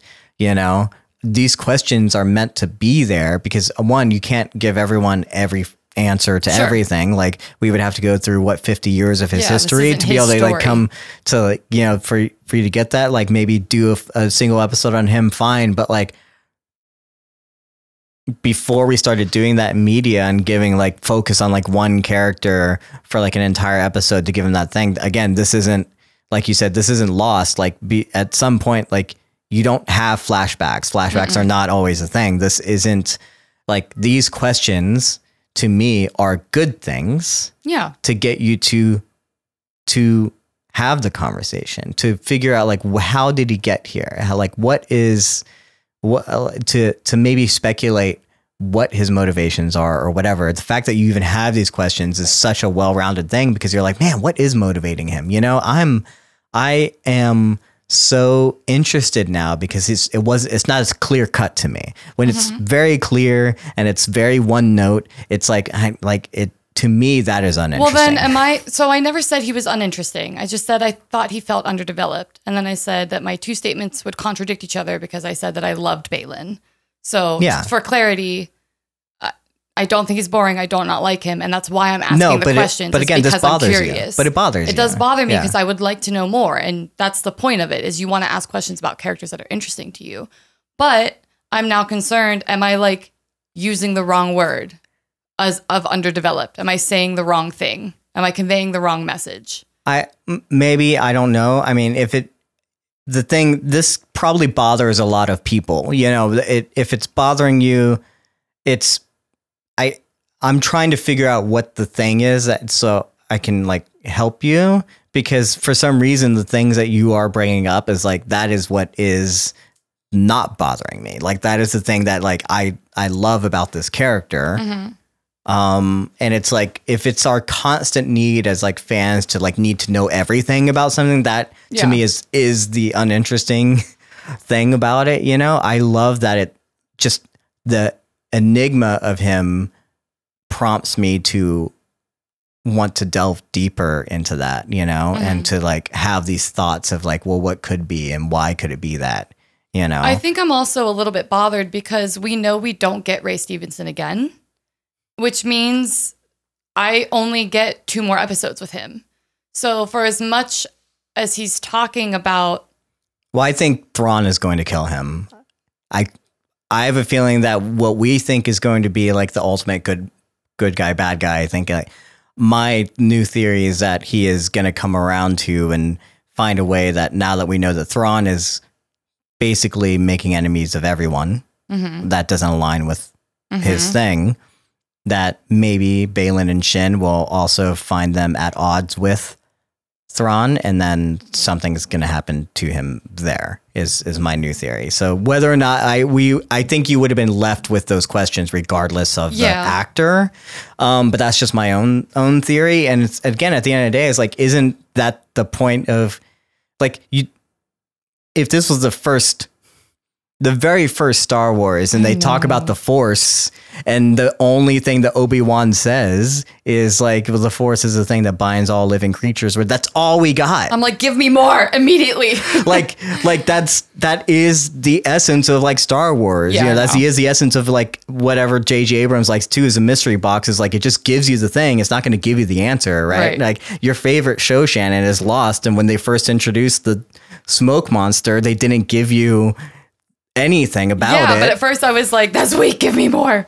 I do think part of it too. Why does it bother you so much? It's just because I'm impatient. Things that really entice me, I'm like, how deep can I dig and how fast? Because I need to know everything about this right now. So I think that's either a really cute thing that I do or a big personality flaw on my end.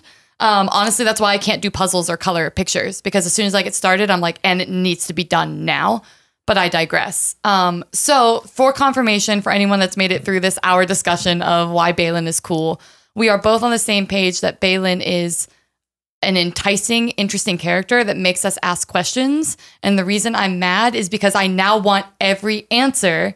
And I'm disappointed because if we lose Baylan's character, because we have to, I'm not going to get most of those answers. To me, that's disappointing, because something that is so interesting to me, and I feel like in this day and age of like how we consume content and the way that we have theories about everything, like you said, you look for references and Easter eggs, and like every piece of material that we have, you know, it's like, man, just being entertained again, you know, just hearing a story and just seeing it, and like the grandeur and the wonder that was to me as like a child of like, I didn't know anything about this. I didn't care what the origin of like the Force was whenever like it was first brought up. I was just like, man, it's just cool and interesting, and it makes my mind wander. Like that is the cool thing that I like about stories, and I think that's the cool thing that at least Ahsoka is doing on some capacities. It is not the worst show, it's not the best show, but it is giving you a little bit of that Star Wars mythology of it, and that's what I miss about storytelling. It's the same thing I like about Foundation. It's like, they're not going to sometimes they give you an answer, they give me an answer, I don't know. It's like, man, I just think about it.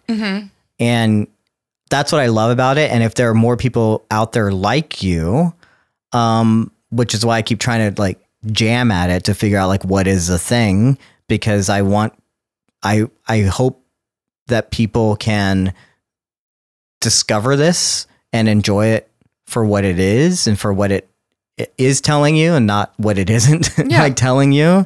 Because I do think it is really cool. And the fact that people are dismissing the show and because they're not getting what they want out of it, you know, because it's not answering. And I feel like that's the state of fandom too, you know. That's, I think when people were not enjoying the prequels a long time ago, because like it was like giving them the answers to the Darth Vader thing. And what made Darth Vader so interesting was like the one line of like the fact that he's actually Anakin, but like we thought we knew that Anakin was killed by Darth Vader. And like now you see what that actually was in the prequels, and people are like, well, that's not how I like what I imagine, you know, like the journey and the questions can sometimes be the thing that makes the story for me. Absolutely. You know, and the focus here, I mean, that's a lot of plot holes, and, you know, blame CinemaSins again for some other things. People like the CinemaSinification. I love CinemaSins, but there's been this idea of like looking for plot holes and everything that that's not actually a plot hole. And then two is just like, that's just nitpicking, and that's their whole shtick. And that's what we love about it, you know? But at the end of the day, these are the things that I can forgive. Yeah. You know? And I watch things because I want to enjoy them and I want to have fun with them. And I like having the conversation. And again, that's why I'm wondering, well, if you're not enjoying it, then I don't know why valid. you keep saying that I'm like not enjoying it, because I have never said the words I'm not enjoying it. You said it bothered you. So that doesn't mean I'm not enjoying it. Yeah. But the reason, like I said, the reason it's bothering me is because that's who I am as a person, is when I get information and I ask questions, I want answers to those questions so I can continue to cycle through. And that's something I do like in real relationships that I cultivate with people. You should know this. We live together. Like, I will just keep asking you questions. I don't want you to take anything I just said as like an attack against you. I don't. No. Like, I wasn't trying to say like you are. I'm not even saying that this is a problem. It's just more. I'm just not sure if it's like, I don't think it's a fan thing. I don't think I'm watching this as a fan and I'm like being disappointed and upset. I'm bothered. I think I'm watching this as Shannon. And because of the way that I, again, will like cycle through and spiral down rabbit holes. Like, this is the way that I like to consume information, is very aggressively and all at once. So when I want to go deeper and ask more questions, but there's not more dirt for me to dig, I'm just like, So that's not Ahsoka's fault. And I don't know that that's something that a lot of fans will experience. I think that's a little more personal to like who I am. But God damn it. You said something about CinemaSins that I don't think you're that unique. I mean, I'm sure there are people that are out there that feel the same way as you, and that are empathizing with you and like just as frustrated as well. And I'm talking again to like those majority of people that are probably out there. Like, I don't know that's, and I am also trying to figure out like, what is like, why do I connect to something that you don't with? And why do you connect with something that I don't? Mm-hmm. Sometimes that happens. In my estimation, it is sometimes that when I don't connect with something, it's because I know that there are no answers. And maybe that's the problem. Because here, when they give me a question, I'm like, there's probably an answer there somewhere. And like, can I find it? Mm-hmm. Whereas like in something like Yellow Jacket says, like, there is literally no answer for this. And I guarantee they don't have an answer for it. Right. And they're just raising, and that bothers me. It's just bad writing, you know? It's because the writer said so, you know? And that kind of stuff is what bothers me whenever I have a problem where I'm not connecting with things. And it's like, man, well, why am I able to connect with it that you aren't? And I want to showcase for me, like what elements of it that I'm trying to connect with and where I'm getting out of it, you know? Mm-hmm. And,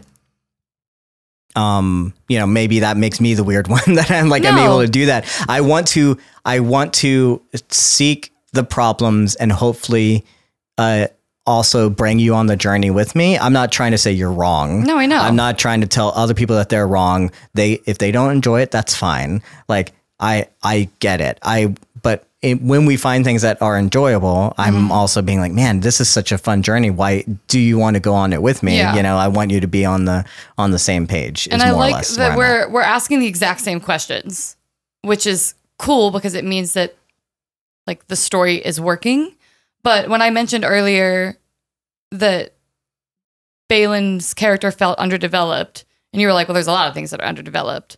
For you, what is underdeveloped in this show? I mean, if you want to move on to like Sabine and I don't, because this Ezra, is like, we're talking about like storytelling. I'm going to talk about, again, like Thrawn is at the end of the day, like he's mostly developed, not in this show. He's been developed off screen and what we know about him, you know? And again, Morgan Elsbeth, like I said, I was like, all the things you're saying about Baylan, I was like, I could say the same thing about Morgan. Like that's like, we clearly know her motivations and what's driving her and whatever. And it's like, and she doesn't seem as well-rounded in terms of everything. Shin to a certain extent is also pretty underdeveloped. Like we have had elements of things there because of Baylan, but it's not necessarily like we're still like don't know absolutely nothing about her, right? Ahsoka, to a certain extent, we talked about how stoic and whatever she was, and we got they got better with her. Yeah. But like that was like the relationship between her and Sabine, completely underdeveloped. I would say like it wasn't hitting the connection, things like that. And then if we move on with Sabine and Ezra, my God, is What that the fuck? underdeveloped? Like there's just there are a lot of things that are undercooked here that I can point out. And to me is like Baylan is for some reason the least underdeveloped. Hu Yang is probably the most developed. So it's out like of everything. literally every other character except Baylan is underdeveloped. Yeah, because I want to put Hu Yang and like Chopper there because like as droids, like they are also very one note. They have their shtick. It's a droid, and they have their thing. But they are the most developed because you know what to expect from them. You know, they like at the very least like it's being one note and predictable doesn't necessarily mean underdeveloped to me. And maybe we can figure out how to define that later. Yeah. I don't know. This is a writing podcast. It's just, to me, there's a lot of things where underdeveloped means there is nothing more to this than what's on the surface. Okay. So I'm concerned I used not the right word then to describe Baylan. So when I'm like, oh, I don't like Morgan because she's boring and I don't care about her, it's because she is an underdeveloped character. Sure. Essentially. When essence, there's nothing, when I think under, then that would be like a foundation of something that's supporting this character that lifts them up, whether that's in your estimation could be history or a feeling of like a life that's there. That to me is like when a character just shows up and I can't see that life, and that's what an actor is essentially supposed to represent is like, there's a life on screen. There is a person that has lived a life and has an entire foundation under them. Right. That to me, if they don't have that, and I'm like, you just popped up in the story and you only exist here from the very beginning to like, to now, from the moment you were introduced to now, like that is the only development that we've gotten, right? Yes. Whereas like Baylan, there's some sort of there's something there that is like that is under him that is putting up his foundation, and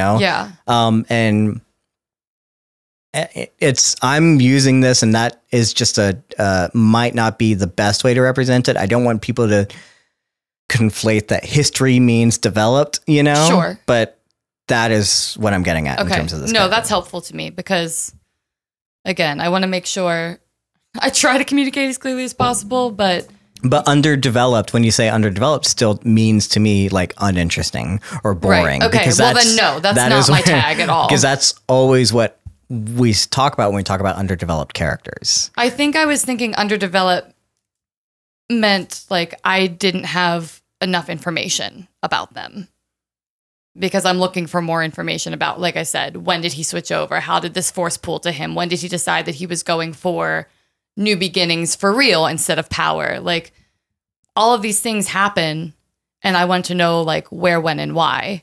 So if he was an underdeveloped character, he would just pop up and be like, I want power. And I'd be like, cool, you're boring. So I guess that makes sense. And I will say, Shin is interesting in the same capacity, but you might be right. The reason Shin has history or like feels like there's history to her character is like through the lens of Baylan. And it's because of their connection that she isn't just like the hottie that popped up and is the opposite of Sabine. So I think Baylan, the character of Baylan does heavy lifting for, I would argue, the majority of like the baddie or the antagonist side. Which is really interesting. And what did you say your theory is that you think? I think Thrawn or someone connected to Thrawn is going to kill Baylan. Yeah. I can kind of see where you're coming from. I was wondering, we see him when he's first with Sabine, and since we're going to transition to Sabine, and she's like, I don't know, she's like, you made a promise, or like, you said that, like, I thought you would honor your word, and it seems like he doesn't really care about it. But then with Thrawn, he's like, hey, I told Sabine that she was gonna like be able to look for Ezra, and Thrawn's like, she can look for Ezra, and then we're gonna go find them too and like kill them.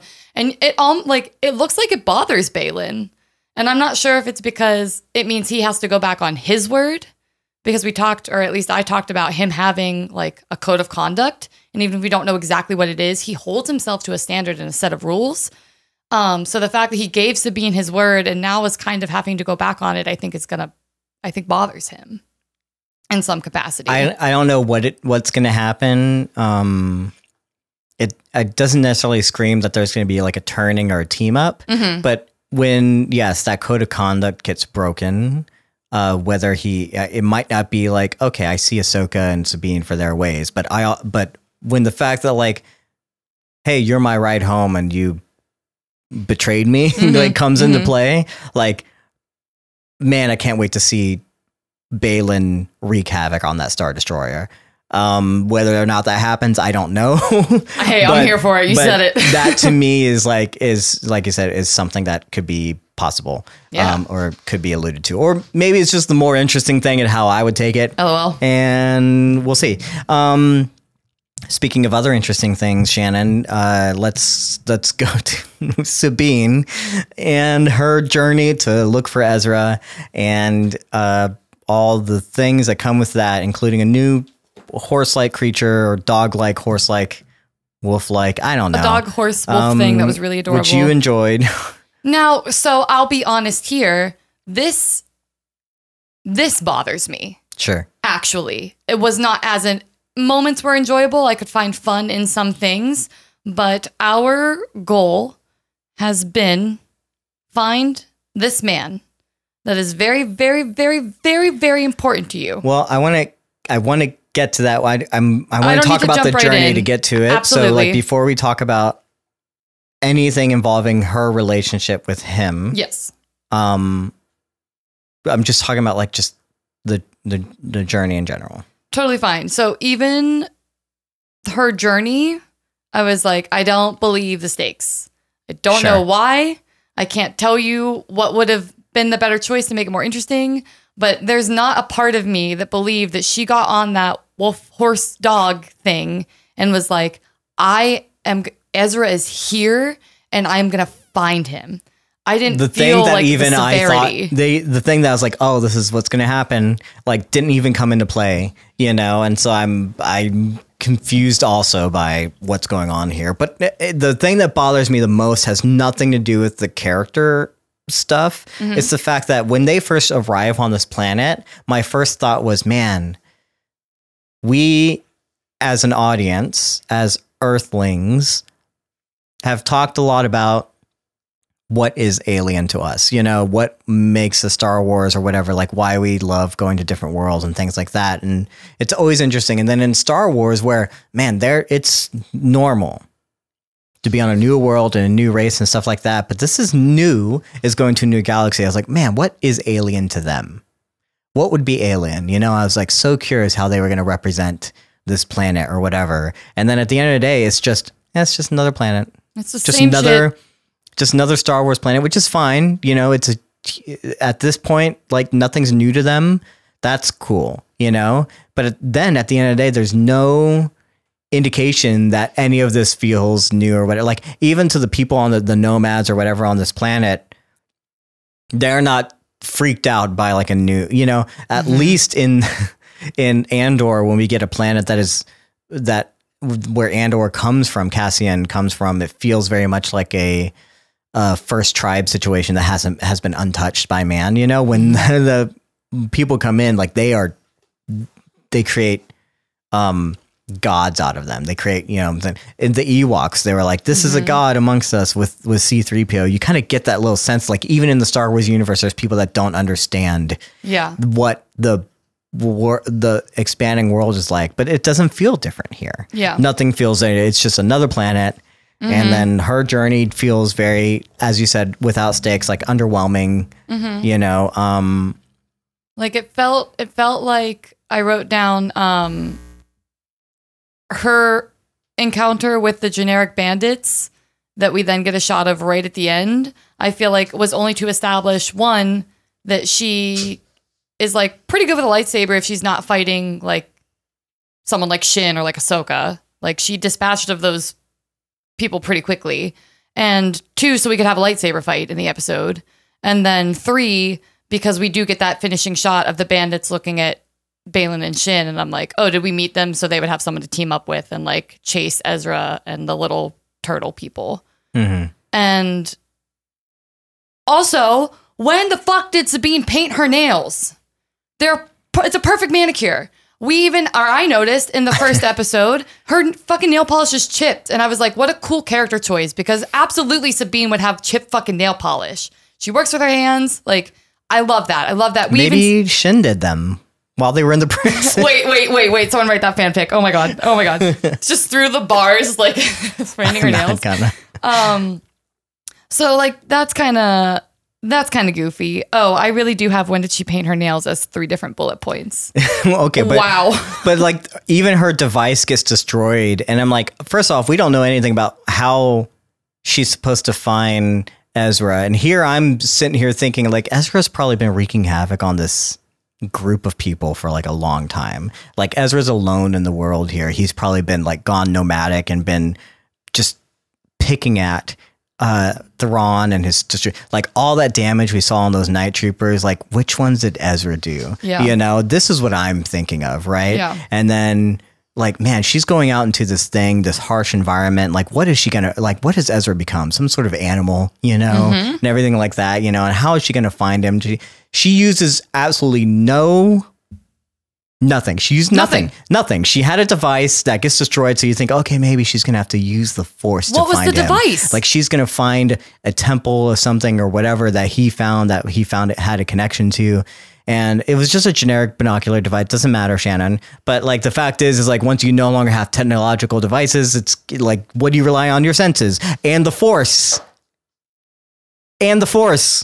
That's what I mean. How did she didn't even know like what direction to go? She picked the perfect direction. And did what happened? She used her animal that she can't talk to but for some reason understands every single word that she says, but and brings her because it wants water, but like doesn't, and luckily stumbles upon something that recognizes a symbol of her. Like this is a needle in a haystack situation. Like if Thrawn doesn't know where Ezra is or can't point these guys in a certain direction, then like again, is he alive or is he dead? Like the chances, like what was the plan, Shannon? What was the goal? If Ezra was also dead and you didn't luck upon him, like what were you doing to find anything, you know? Yes. In this hellscape of an environment. I 100% agree.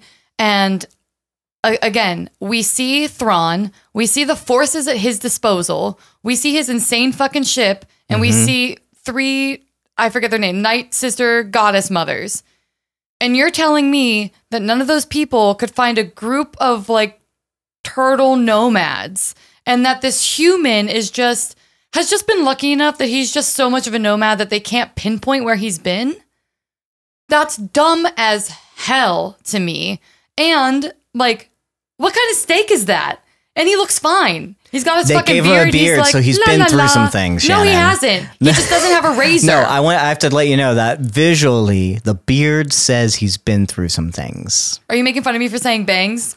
Or are you being honest? I'm being honest. This is how they do that. It's like whenever you get a character who's normally clean shaven, if they've been on like alone for a while, the beard.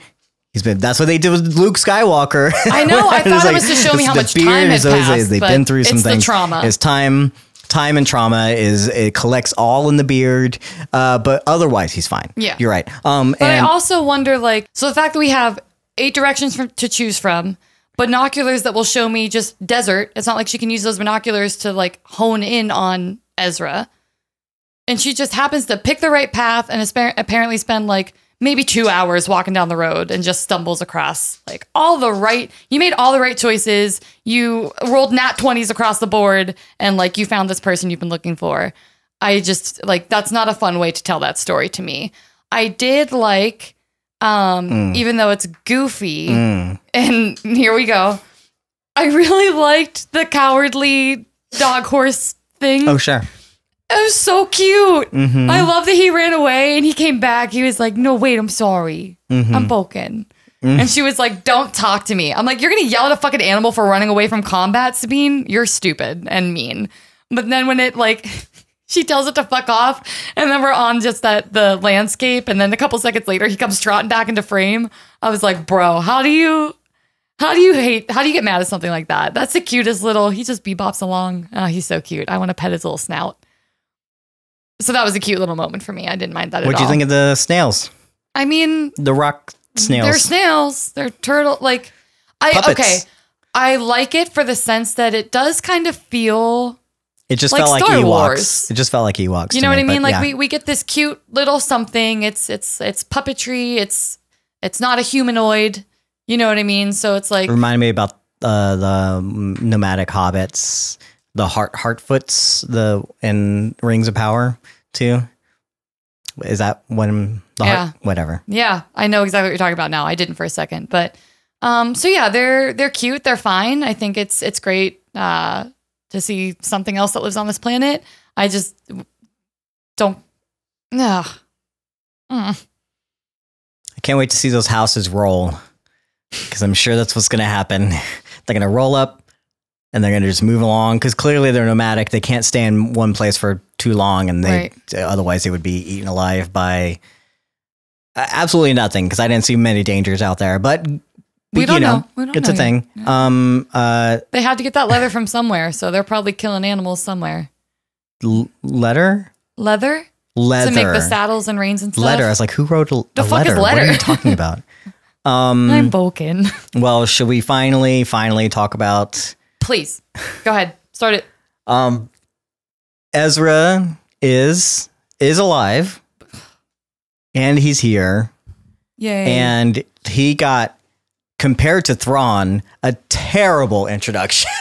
I was like, we're going to give Thrawn like such a huge fucking moment. And Ezra is like, oh, hey. Hey. Just over her shoulder. It's like, man, I knew you would be here. Oh, cool. That's great. Shannon, I cannot overstate how much this felt like a beginner acting scene. It was so, as we talk, if we're going to use the word again, underdeveloped, undercooked, not directed. This is what you bring whenever you're like, I'm going to do a scene, and this is the scene that I chose, and this is why I want to do it, and I do it with you on the thing, and then my acting teacher's like, yeah, that was terrible.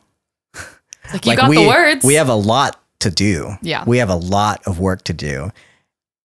Absolutely no one did any direction on that scene. Any break, anything absolutely with the scene. And don't get me wrong, I don't even care that much about Ezra. But I watched the scene, and I watched these two actors that are probably, again, well and good. I don't blame the actors. I am not blaming the actors for this. They are probably doing exactly how it was written, how they thought it was going to be read, and how they want to do it. They're playing these characters, but they do it, and it is just so cool. They're just playing it cool. You know, this is what the scene, but the reintroduction is the big moment Sabine has been fucking waiting for. You know, and she's like, I'm just going to play it cool. It's like, that's fine. That's fine. I get that point. But at no point does anyone say, okay, but as you're playing it cool, when does the facade break?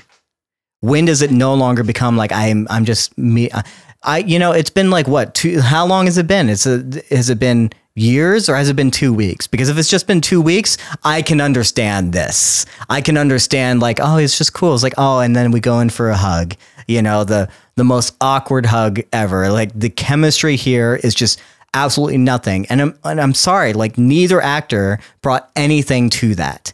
And it's not that I need them to cry about it. It's not that I need them to make a huge fucking big deal. It's like, so you can be cool, but like at some point, like what is going on internally? Yes. What is going on with this character is like, actually, you know, what are you bringing that? Show me something, you know? And absolutely did neither of them. Like, I was like, it's not that I need them to break, but where's the crack?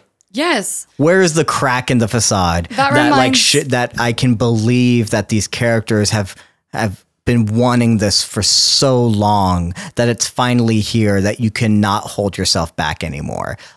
Where is that?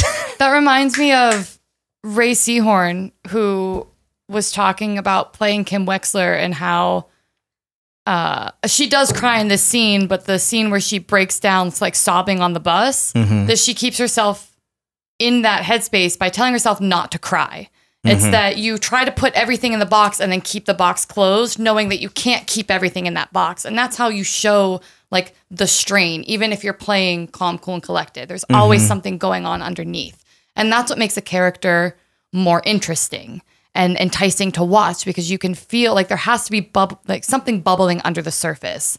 And this might also tie into why we're so persnickety about these stoic characters, because as we talked about last week, there's stoicism with intent, like Joel Miller, who's been informed by trauma, and the moments where you do see the softness in his eyes or the fear or the pain in whatever capacity that is, to let you know that this is a character that you need to empathize with.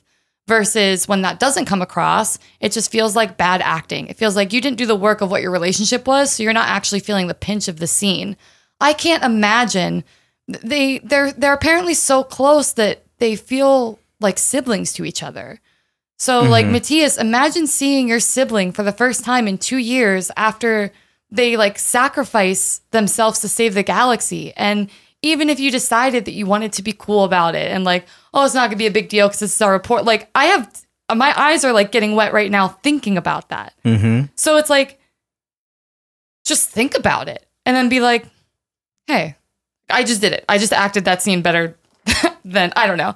So you're right. I don't need, I'm going to say one more thing. David Tennant in Doctor Who, when we lose Rose Tyler in Doomsday, the director wanted him to just break down and sob because Rose Tyler, who got closed on the opposite side of the portal, their hands are touching on opposite universes and she's crying. And they wanted the mirror image of both of them just being so broken without each other.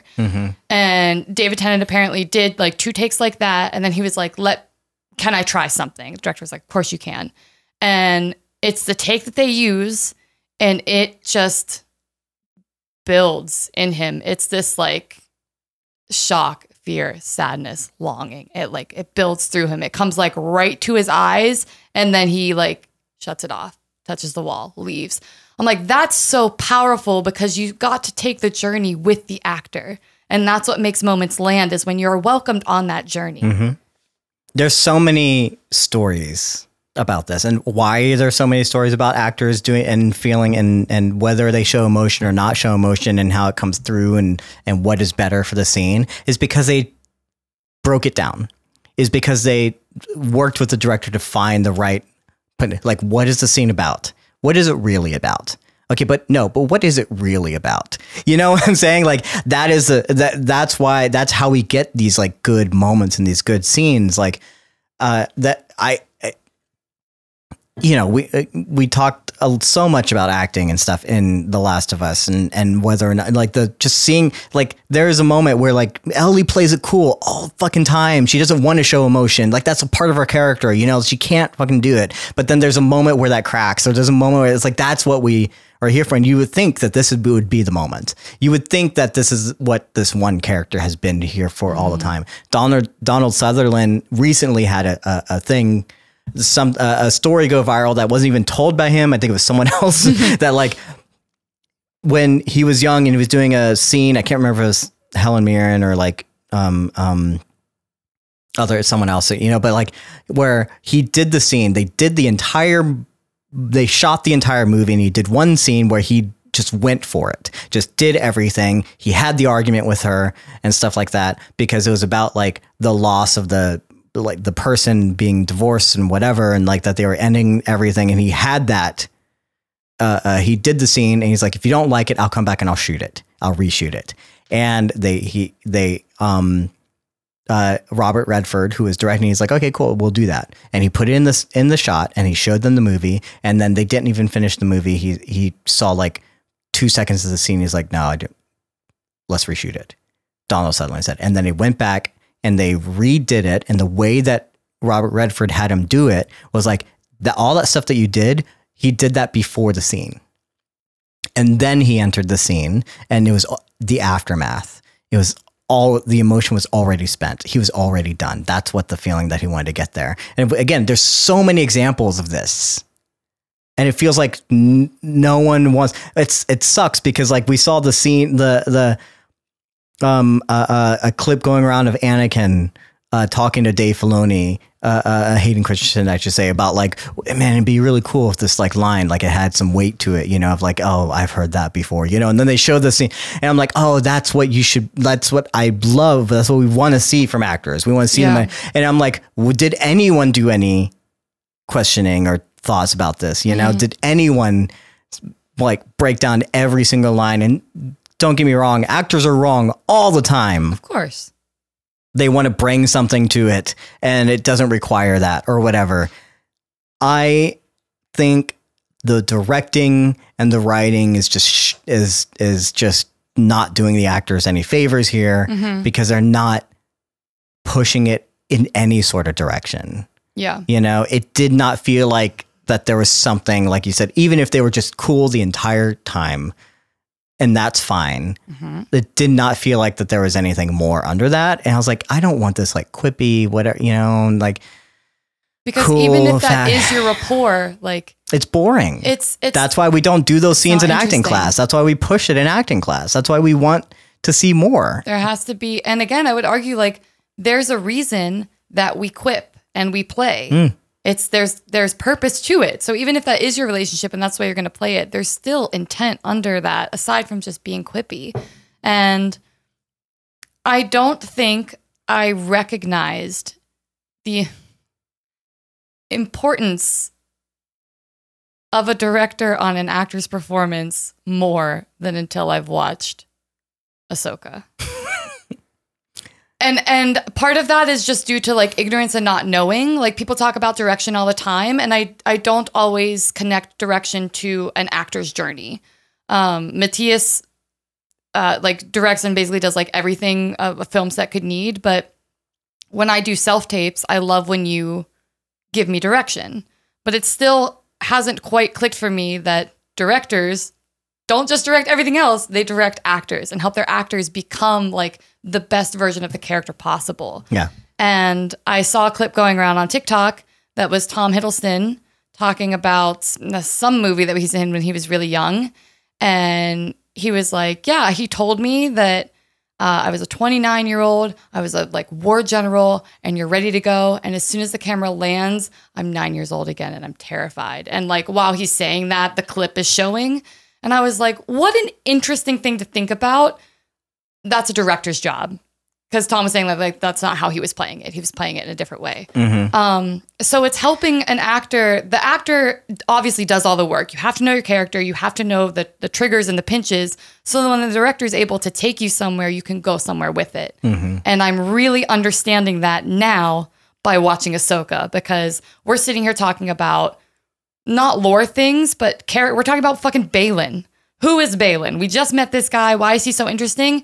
Because it's there and there's something to play with. So why aren't our more main characters like Ahsoka and Sabine, who actually do have heavy emotional beats, bigger than Baylan's have been so far, like reuniting with your long lost best friend and dying and being resurrected and like seeing your master. Like we're seeing all these beats that could be so heavy if they wanted to be. And instead it's making me say things like, I don't think I like that actor. And I feel like it's making a lot of people say that they're not connecting with the actor. And I'm realizing the more you say it, it's like the actors might be great, but there's not anything, they're just tools there. They're not being used, they're not being honed the right way. They're not being sharpened. It's like they're just kind of being left to their own devices. Or like Sabine was like, okay, you got to sit up, go ouch, and then sit back down. And like, that's not enough. So I'm now understanding the full weight and importance of a director on a show via Ahsoka. You heard it here first. The Star Wars is not known for its direction. There's a lot of world building. There's a lot of good storytelling behind it. Directing actors is not what it's known for. People made fun of George Lucas. But here's what I'm going to say that might also be one of our controversial Star Wars decisions. I had an acting podcast that I wanted to call Faster, More Intense, because at the end of the day, I don't see that that's a bad direction. That comes from the fact that George Lucas really only had one direction, and that's faster, more intense. because at the end of the day, it's like even he's learning that from other people. And like, I feel like we've seen, I've heard of stories of Spielberg saying something similar to like other actors who have never worked with him before and like never worked on a big budget kind of like thing. Right. And they want to take their time with and chew the scenery and whatever. And they're like, okay, great. Now just give it to me faster. You know, that is not a bad direction. You know, direction for anything is literally just it's direction. It's pointing you down a path that might not be the right path. You know, Christopher Nolan is really known for I believe this is something I've used a lot on sets, and this is what eventually the podcast became was same thing but different. You know, I think Christopher Nolan, I don't know if I got that from him, but like he's very much in that vein of when we talked about how Heath Ledger was doing things like everything was out for grabs. Yeah, he had an idea of what the character was. And Christopher Nolan famously says he doesn't use bloopers or deleted scenes or different takes on his DVDs or his Blu-rays because he doesn't want the actor to feel, he wants the actor to be able to feel free to play with it, to go different directions with it. You know, if he likes this, he's like, great, I love that. Let's do this. Let's try and do it differently just to see what's happening. If we don't like it, we'll go back the other way. The direction is literally pointing someone down a path. Here, it feels like no one knows where they want to go with it, you know? Or you left the actors, on an island with nothing, with no sense of like how to get themselves off of it, you know? And that is what a director's job is supposed to be. Is to, yes, have some sort of vision, which is what George Lucas had, but like, how do you get off this island? You know, let's try this. And I just see the actors like floundering up there, you know, and it's not their fault. They just had no direction. And so whenever you're not giving it, you're like, I'm just going to be on this island. And I'm just going to be in this scene. I'm just going to do this, you know, maybe there's a spark of a fire that they're making. Maybe if they're good enough. Yeah, if they're good. You know, maybe they get a fire started, but that's far from creating a signal to get themselves, you know what I'm saying? Yeah, I do. Like I'm pushing the metaphor so far, but no, like you're that not. to me is sense. like, that to me is like the importance of having a director. Otherwise we would just have actors just see, otherwise we just have AI do it. You know what I'm saying? Like, otherwise we would just like put some digital people in there. We wouldn't need to, you know what? Directors don't need to do anything. We would just have AI write the script and like have producers just bring the elements together and people put some CG things and then just let them go and just like to have them say the words. Now there's got to be, there's so much more that goes into it. That's why we need people with this clear vision. Don't get me wrong. I think Filoni has some clear vision going on. I just have no idea what's going on with the directing, unfortunately, because I don't, even down to, again, I said Thrawn's introduction, so good. Real good. Why did Ezra get such a nothing of an introduction? I get it. It's a simple guy. It's a simple character. We don't need that much. We don't need to bring, you know, Thrawn is big and powerful and what's the word, like flourishy or whatever, you know, and you know, that's not Ezra. It's a simple boy with a simple dream. That's what we want to represent, you know? But like for Sabine, is that true? Is this a big moment for her? From her perspective and her point of view, like how should this feel? You know, how should this moment? So tell us with the shooting and the music and the way that it's framed and the way that we lead up to him saying his first line, you know, like that should feel like something. Well, even with Ezra, now that you say that, we've been so focused on Sabine, you've been hiding from Thrawn. Yeah. With or turtle, I don't know. With turtle snail people. I'm sorry that I forget what they're called, for X amount of time. We know it's been like more than a year. I'm sorry, I don't know the exact time frame, but still, it's been X amount of time that you've been alone as the only human in this group of things that are nice to you. And then after all that time, you get stranded on this planet. You know there's no way off this planet. You are never going back home. You are never seeing your friends again. And fucking Sabine just pops up. How does that not hit you? Even if you then decide to play it cool, how were you not like, holy fuck, how are you here? Like, am I seeing you? Like, am I tripping? Are you here right now? I expected the most tropey thing. Like when I saw that the camera was turning around here, I was like, oh, there's a lake there. Oh, what if he's fishing? Oh, he's going to come out of the fucking water. His hair is going to be, he's gonna, like, I've been here for like, so he's going to look disheveled or like whatever. Maybe he's kind of okay. Like he doesn't even know that she's there. And then he's going to see it. I was expecting the most tropey thing, but instead it was just leaning on the door. I knew you'd be here. Like, like what is going on? And then I'm like, oh, now that you say that, did he play it cool because he did know that she was going to be here? Is he connected to the Force somehow? And like, yeah, maybe. I guess then maybe that could explain his nonchalantness. I don't love it, but I'll give that a second to breathe. But yeah, from Sabine, the character that we've been following, that we've known her main goal. Still boring. What is it? Again, my acting teacher, sorry for the language, would always say like every scene is about one of two things: blood or fucking. You know, either they really have a connection, they really want like something. There's a tension there. That's whatever, or it's like it is so, like the relationship matters. Like it's revenge. It's whatever. Like there's only two things that it ever boils down to. How do you like make it about blood or fucking, right? And to me, this could have been about blood. You know, this could have it could have been so much about like this connection that they've shared or whatever. Like even what you're saying could be like so much more interesting, you know? And I'm like, man, you had 20 minutes or whatever to say something. And we focused on it's fun for Star Wars, but the snails, you know? Yeah. And I'm like, God, dude, like we got the sheepish introduction of Ezra, and like it doesn't give us absolutely anything. No. It is just so goddamn boring that like I wanted it to be elevated to anything, absolutely anything. It could have been the most tropey thing, and I probably like that's to give me something, you know. I think about putting in perspective of like reintroduction of people. Don't get me wrong. I understand this is supposed to be a brother-sister relationship, not a romantic relationship. But think about Han Solo and Princess Leia.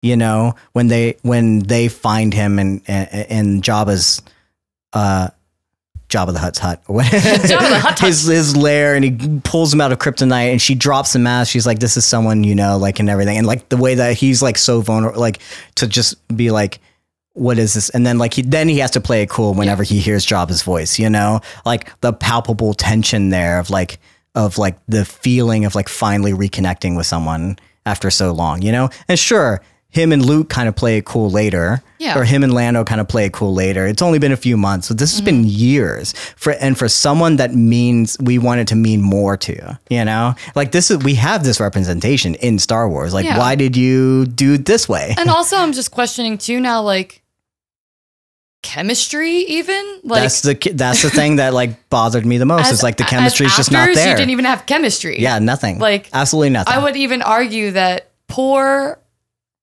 acting, poor direction, totally fine.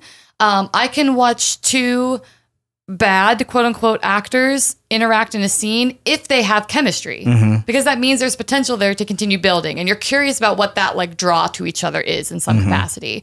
So yeah, that's like, okay, I don't think Sabine has chemistry with Ahsoka. I don't think Sabine has chemistry with Ezra, who's apparently supposed to be super fucking important. It's like you missed the base thing that you need when you hire actors, which is, do they have chemistry on screen? Oh, now I'm thinking of another moment, like of the most palpable chemistry we've seen in Star Wars, probably, because Star Wars is probably not known for its chemistry, I guess. But like the most one is when names of characters, Poe Dameron and when John Boyega and Oscar Isaac and like John is like, I haven't seen, like he thought he was dead. They don't know each other. And then they see each other. He grabs them he's like, you're alive. You know, it's like, oh, you're wearing my jacket. And like, there's no coolness about it. They're just like so happy to see each other, and fan fictions were born into the ether. Like at that moment, I heard the screams of 1,000 fans typing on their. And then they kiss. That's a Star Wars reference for you. But that and again here. What you're supposed to tell me? This you didn't even have the base level of chemistry. Yeah, and then layer on top of that like lack of direction and maybe lack of like writing and storytelling. It's like, oh, you really didn't do any favors to your actors here. Yeah, I don't like the guy that plays Ezra, and I'm gonna hold off on that because Finn. I always forget it's Finn. It's Finn. Because it's as we've discussed, like likely not his fault. But I'm like, well, Ezra's not even likable. I don't even like him. I don't. I met him. I'm like, ew, I don't care about you yet. So I'm going to wait because it's not fair. I've only met him for like 2 minutes.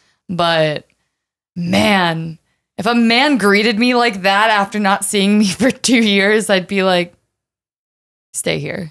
It's also like, yeah, like what? Okay, so you're fine. So wait, I don't need you. Like great, he's not even like, oh my, like I thought I was never going to get off this rock or anything. You know, there's not, I'm sorry. We can keep talking about this over and over again. I missed you. Like yeah, I don't know, whatever. So that was a lackluster moment to me. Didn't they say I miss you? At least didn't they give us that? I'm sure. No, probably not. Not in a way that I guess was not in a way satisfactory. That was strong. Yeah. Because even if they said it, I didn't believe it. I mean, and when we talk, I know you guys have been listening to this, who the people who have been listening to this so far, like I know y'all come to this podcast to talk about the actual content of like the show and whatever. And we always go into like acting and writing and all this kind of stuff and the things that you're probably not interested in. I get it.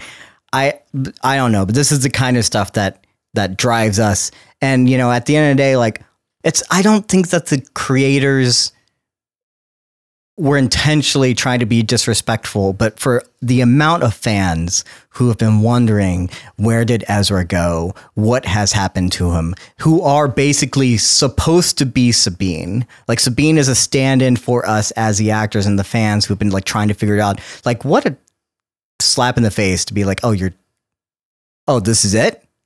This is what we've been imagining? All the things that we imagine, all the different stuff, like you don't, but it's just, you're just here. You have some new boots and some whatever, and you're amongst a tribe of like fairly nice people. Doesn't even seem like you've been. Like all the things I was thinking, I was like, oh man, what kind of stuff that he's been doing to Thrawn's army? Like, oh, like whatever. He doesn't feel like none of that. Thrawn's army looks fucked up. He looks like he went to Burning Man. But like, again, to the fans, like, I know we're bringing all this up I'm trying to emphasize with you guys too, that are so frustrated with like how this portrayed. And I'm trying to put it into terms that can be understandable. You know what I'm saying? Also, like two Rebels fans, does this match their characters for some reason? Is there information I'm missing that like, oh, this does land because of the pre-existing relationship. So of course this is how they would interact. Because for me, I'm just like, this is my first introduction to Ezra. So I am not impressed at all. And I don't understand the dynamic because apparently they're supposed to be brother and sister and they act like they just saw each other at fucking Trader Joe's. So yeah, I would love to hear from some Rebels fans if this somehow worked for you better than it worked for me. And if not, tell us why you don't like it either, because I'm validate me. Under the assumption that we've gotten a few comments about people who are like, that was a terrible episode, or that was something that they were not expecting or whatever. And I feel like, to me, the reason why we go on these long tangents about these things is just to clarify that if we can help you figure out what is the feeling. Again, whenever you say you're bothered by something, well, what is that? You know, how do I help you figure out, like, why does it feel that way? You know, why does this feel so bad? You know, when you can't, I'm hoping that we're putting more, like, we're giving you a clear indication of what we think that is, you know, without, and not just outright blaming like something or whatever, or the actors or whatever, because it's easy to blame actors a lot of times too. And yes, I'm guilty. I don't want that to be the thing, you know? So, and hopefully you were with us on that journey, this tangent. Shannon, what do you think happens now? You know, where do we go from here? What is is there something else that might get revealed that we might be missing? Is there, you know, what is the story? You know, how does Ahsoka finally come into play? What, you know, any thoughts? Not good ones right now. I'm just trying to decide what I think the stakes are. Obviously, we have to get Thrawn off this planet, and back into like our galaxy, our area, if he's supposed to be the big baddie going forward. So somehow Thrawn needs to get on that little ring and leave. And then I'm hoping that somehow also includes Ahsoka and Sabine. I really don't care about Ezra, but we'll put him in there too. But yeah, I'm just like, where do we go from here? Because if Thrawn just fucks off, like, do our main characters just wait for some space whales? Do they have to find a way to get on that ship? Like, what are my stakes? What kind of world am I playing in here? Because I'm really not quite sure, other than I know Thrawn needs to get into our galaxy. Yeah. There's also no indication. Is like, I kind of wish there was a lot, like a huge city that they were in, you know, another culture, another, you know, society that was just like that Ezra's been living a whole other life, you know, like what pulls him away from this, you know, like it's easy whenever it's like, oh, I've just been living amongst some snails. I need to get back to it.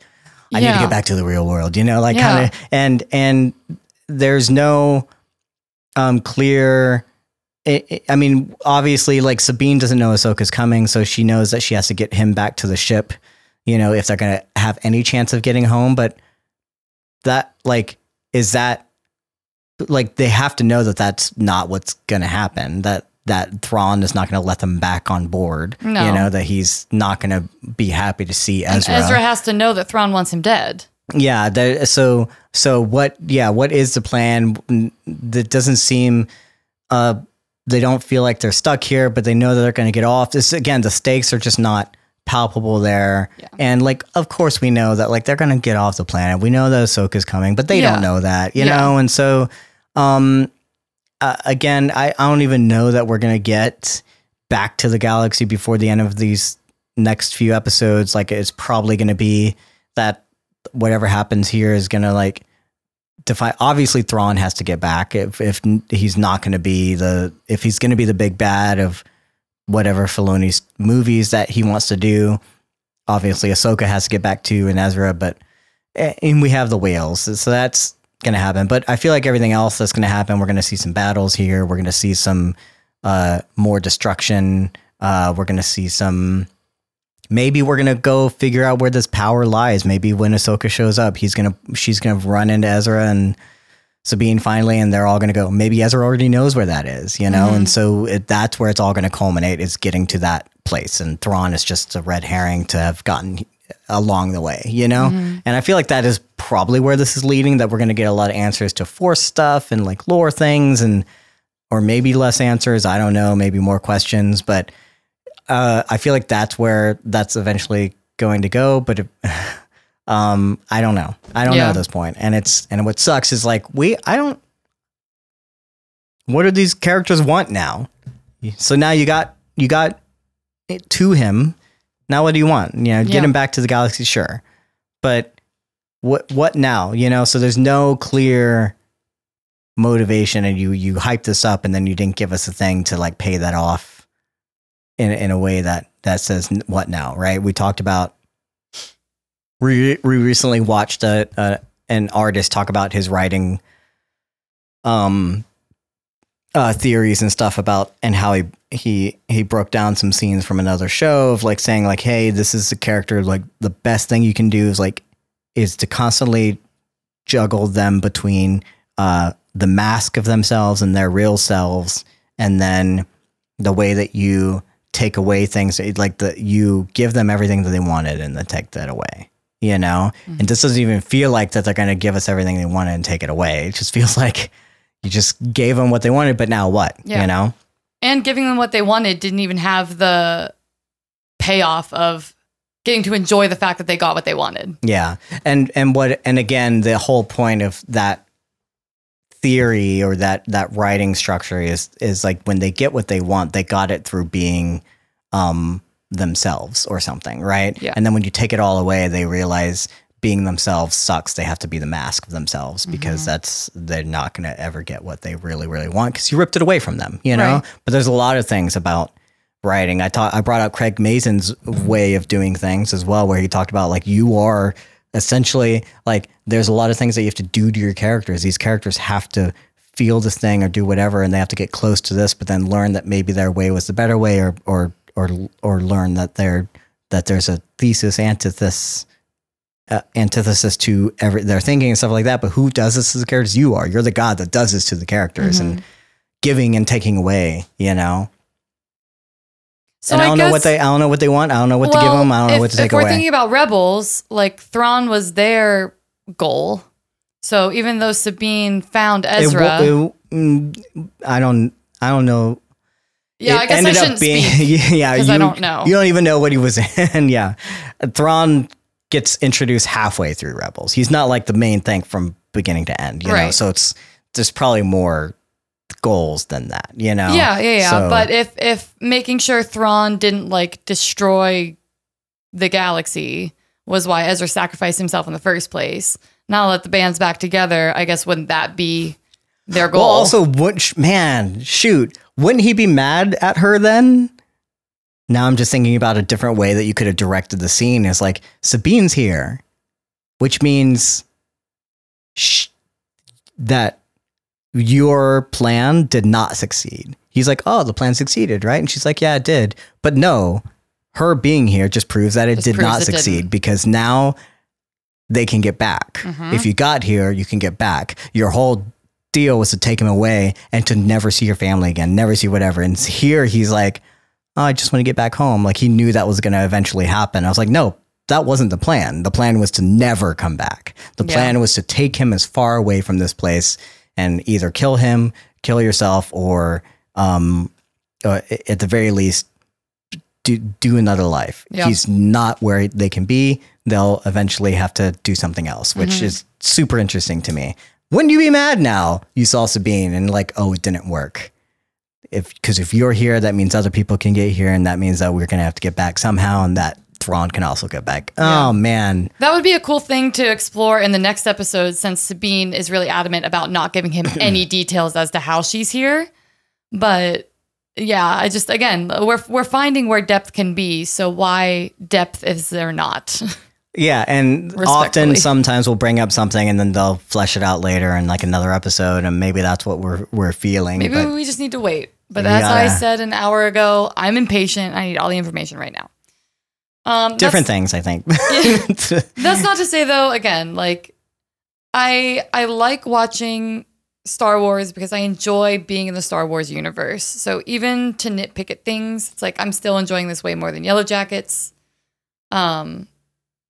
Because even in weak points, I do find it's fun to just, you're in the world a little bit. But I'm sick of watching these shows and like just asking where the stakes are and why I should care. Because otherwise, I don't look forward to, I'm not like hungry to watch the show every week. It's like, oh, it's on. Yeah, let's watch it. Let's talk about it because it makes me think about some things. But like I come to stories for like extreme depth of character too.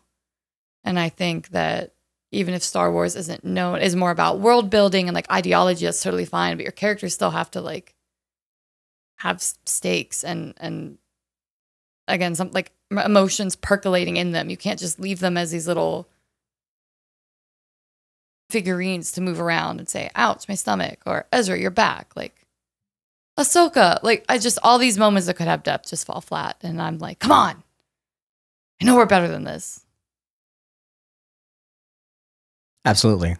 Ahsoka had better chemistry with Hayden in terms of that felt a little stronger, than this did.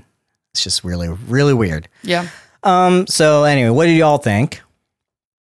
Are there any thoughts on your end? I know we didn't talk so much about the details of the lore, and there's not a whole bunch to parse there, and I don't know what you're going to parse from this episode. Maybe you agree with us. Maybe you don't. Maybe there's something more that we're not seeing. Maybe what's bothering us, you don't feel that way. And in the sense, I want to go on the journey with you. Please let us know what that is, what you're getting from it, and if that moment worked for you, if it didn't work for you, and how we can all be on the same page of enjoying this and loving it, or I guess hating it together. I don't know. Whatever you want. You can email us at codependentcontent@gmail.com. You can find this on YouTube, and you can comment and timestamp those comments, and we can talk about things together. And you can always find us on TikTok if that's where you find this, and then just give us your bad takes there, whatever.